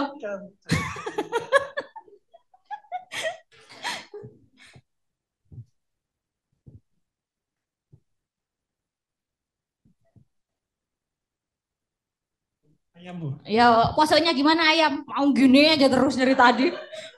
Kakinya dua, Bu. Oh iya, kakinya dua terus. Kukuruyup. Ya wes, ayo duduk. Aku ngerti lagi. Ayo. Sapi. Ayo posenya. Ya. Bu. Terus yang kedua. Siapa temannya sapi? Oke. B. Terakhir. Mungkin anjing. Anjing. Buku. DC posenya gimana kok gitu? Anu pas lagi tutup. Buku. Udah. Cicak. Ya wes, ayo nemplek. Nemplek ke TV loh, enggak apa-apa. Ya wes, nemplek oh.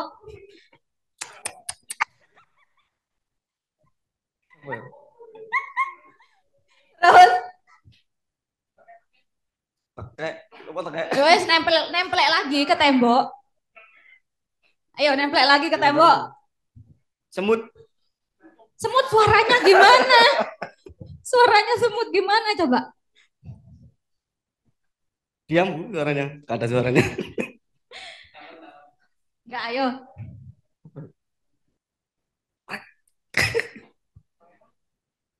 Tawon. Yuk apa? Tawon Bu. Tapi posenya tawon ya Bu. Iya, posenya gimana? Ayo sambil kan pura-pura terbang gitu loh, ayo. Oh nyamuk itu Bu, nyamuk. Nyamuk itu. Ya itu nyamuk. Ya weh, nyamuk. Terus kodok suaranya. Kodok, ayo lompat. Kodok. Apa kodok? Gimana suaranya kodok? Krok. Oh, loncat yang bener. Ya weh. Ayo, mbaknya nih terakhir.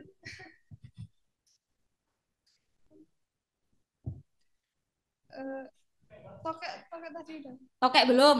Ayo nemplek ke dinding. Tokek belum. Nemplek ke TV nih loh, gak apa-apa.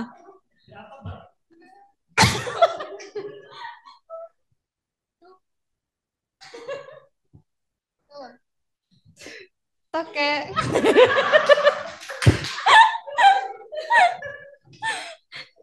Terus apa lagi? Ular. Gimana joget? Gitu aja ya. Ya wes. Terakhir.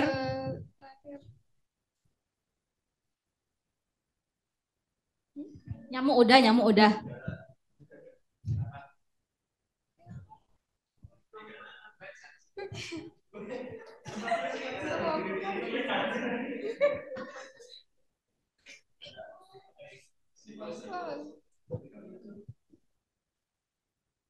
Tikus. Yuk apa tikus? Cicit. Oke, ringan aja ya teman-teman. Jadi jangan dibuat beban gitulah. Ini ada hiburan gitu waktu kita kuliah gitu ya. Oke, yang sudah dapat hukuman sudah puas ya teman-teman. Sudah puas belum? Teman-teman penontonnya maksudnya kurang ya, kurang terhibur gitu ya kita. Oke, tak kasih PR ya. Yeay, dapat PR akhirnya. Jadi kan tugas kalian nanti ada satu tugas individu, lalu yang kedua tugas kelompok sama UAS, 3 aja. Nah, ini untuk tugasnya teman-teman. Nah, untuk sistematika pengumpulannya Ibu masih belum tahu, tapi kemungkinan besok akan dikirimkan. Jadi nanti ngumpulinnya itu ngisi form gitu ya, terus nanti diupload di form tersebut gitu. Seperti itu. Nah, ini nanti timnya Digital Learning yang bikin. Jadi bukan Ibu. Kalau Ibu biasanya cuma masukin upload di Drive aja sudah cukup gitu loh. Cuman karena berbeda ya, karena ini kelas hybrid, jadi mau nggak mau kita ikut prosedur lah gitu ya. Jadi besok paling Ibu share ke kalian di grup untuk link pengumpulan tugasnya. Tugasnya seminggu dari sekarang. Jadi kalian bisa ngumpulin hari Minggu lah terakhir gitu ya. Yang pertama, carilah karya dari seniman pada masa barok dan Rakoko yang menurutmu menarik dari sudut pandang keindahannya. Jadi senimannya itu yang kalian pilih, jangan yang sudah Ibu sebutkan tadi. Nah, Ibu kan memang sengaja cuman yang seni lukis satu, bangunan satu, sama patung satu, itu biar kalian bisa pakai explore yang lain. Seniman-seniman yang lain tuh banyak sebenarnya teman-teman. Nah, di situ nanti kalian pilih karyanya. Jadi ada 2, karya seniman dari zaman Rakoko sama Barok. Jadi ada 2 karya nanti, 2 seniman, 2 karya gitu ya, yang harus kalian analisis. Yang Barok sendiri seperti apa gitu ya. Nah, di sini nanti kalian menganalisisnya itu berdasarkan data yang ada, yang ditemukan terkait makna dan nilai-nilai historisnya. Jadi contohnya kayak tadi, si patung David itu diciptakan kenapa sih gitu ya. Karena di Alkitab tadi dia membunuh raksasa gitu kan. Nah itu kan studi literasi itu, mau nggak mau kan kalian harus mencari. Nah nanti tambahkan sudut pandang Anda terkait karya tersebut. Jadi karyanya itu menurut kalian gimana? Sesuai nggak dengan stylenya barok ataupun rokoko ini gitu loh ya. Jadi kasih komentar kalian juga lah terkait karya tersebut. Nggak cuman hasil dari yang ada di internet gitu ya. Nggak cuman dari hasil studi literasi aja.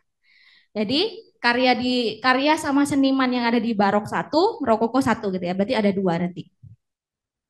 Nanti kumpulinnya bentuknya PDF aja teman-teman. 10.000 kata, oke? Enggak kok, enggak sampai 10.000 kata. Wes sebisanya kalian lah ya, gimana kalian menganalisisnya gitu. Ada yang mau ditanyakan terkait tugas? Enggak? Nih.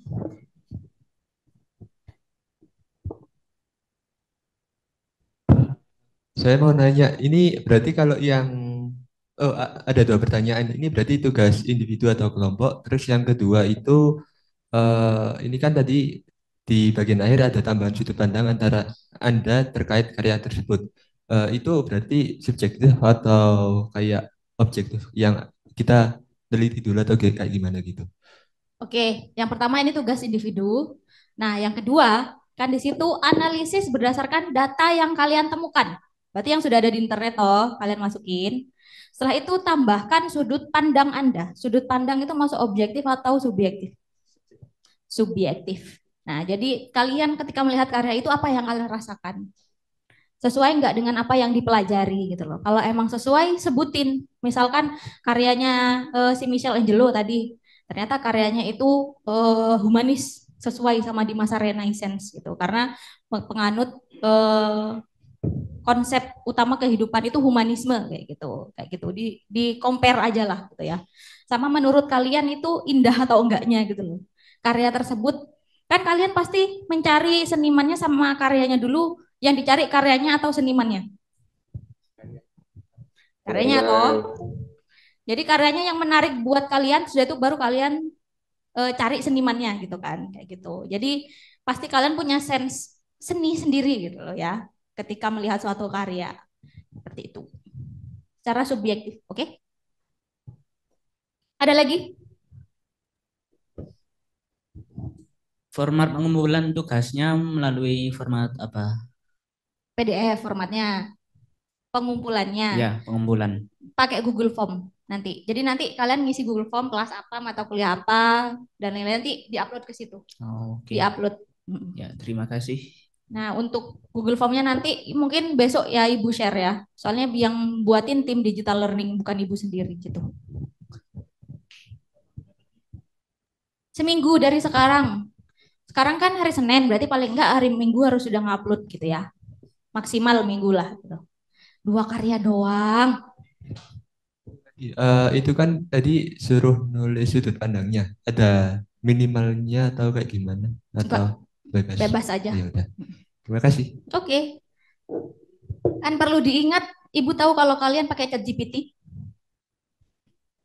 Ya, soalnya bahasanya itu berbeda banget. Jadi Ibu tahu mana yang ini beneran tulisan kalian asli sama hasilnya ChatGPT gitu ya. Oke, ada lagi? Bu. Halo. Ya? Ini kan tulisannya Barok dan Rokoko. Jadi dari Barok sama Bari Rokoko karyanya atau boleh salah satu aja? Jadi masa barok itu satu seniman sama karyanya, masa rokoko juga satu seniman sama karyanya. Jadi ada 2 nanti memang. Karya sama senimannya sendiri-sendiri gitu ya. Monggo. Aku mau tanya itu nanti bentuk pengumpulan tugasnya yang kayak clipping atau kayak gambar terus dikasih tulisan kan di Word ya itu ya Bu ya. Itu nanti gimana Bu? Oke, jadi nanti kalian kasih periodenya dulu, misal masanya barok gitu ya. Gambarnya, karyanya itu apa sama judulnya tahun berapa, terus karyanya siapa gitu kan. Sudah itu kalian masuk ke deskripsi analisisnya versi yang kalian temukan ya. Versi yang kalian temukan setelah itu baru opini kalian di paragraf terakhir gitu. Atau di paragraf baru itu opini kalian. Terus nanti kasih nomor 2, yang nomor 2 yang rokoko, gambar lagi, keterangannya lagi sama senimannya siapa gitu ya. Kalau perlu senimannya gambarnya masukin juga gitu ya. Fotonya kayak punya Ibu tadi. Ada karya senimannya, ada foto senimannya, ada karyanya gitu. Boleh sama atau enggak ya?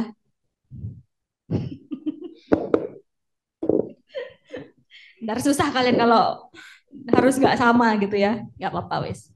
Yang penting jangan kerja sama lah, tugas individu kan. Ada lagi yang mau ditanyakan? Bu, saya mau tanya. Oke. Jadi ini saya udah ada seniman karyanya, cuman dia itu paintingnya itu di masa Renaissance, tapi karyanya itu bisa dibilang apa ya, trigger buat startnya barok period. Apakah itu masuk di masa barok atau enggak? Gimana dia senimannya itu ke triggernya dia antara Dia barok sama Renaissance atau barok ke Rokoko gitu tak? Renaissance ke barok. Jadi dia nge-trigger masa barok lah istilahnya. Oke, berarti dia mengadaptasi bisa dari 2 gaya gitu ya. Iya, benar. Nah, berarti di situ tugas Anda adalah melihat karya tersebut condong ke arah Renaissance atau barok.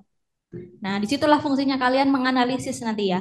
Biar kalian bisa membedakan ternyata kalau misalkan senimannya itu di transisi gitu ya, ada di tengah-tengah, dia itu lebih condong ke karya yang mana. Itu yang harus kamu perhatikan.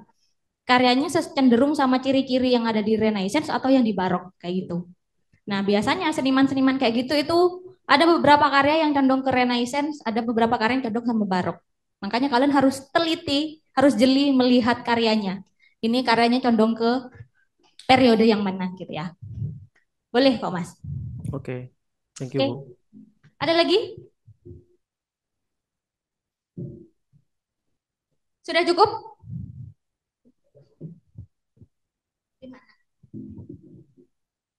Sudah? Mau pulang? Belum jam 10. Setelah tutup ya kampusnya. Oke, sampai jumpa minggu depan teman-teman. Minggu depan adalah minggu terakhir Ibu presentasi ya. Minggu depannya dan ke belakang adalah kalian ya, waktunya kalian gitu. Jadi kemungkinan Ibu besok akan minggu depan akan menjelaskan tentang periodenya setelah zaman pencerahan. Jadi masuk ke gaya-gayanya yang Ibu sebutin banyak tadi, langsung masuk ke abad 19, 20 sama modern langsung. Oke, sudah cukup sampai situ. Semoga hari ini ilmunya bermanfaat ya teman-teman. Jangan langsung dihilangkan. Semester depan aja hilangnya gitu ya. Oke, Ibu akhiri. Semoga bermanfaat. Assalamualaikum warahmatullahi wabarakatuh. Selamat malam. Waalaikumsalam warahmatullahi wabarakatuh. Malam. Waalaikumsalam warahmatullahi wabarakatuh. Malam, Bu. Terima kasih, Bu. Oke, sama-sama.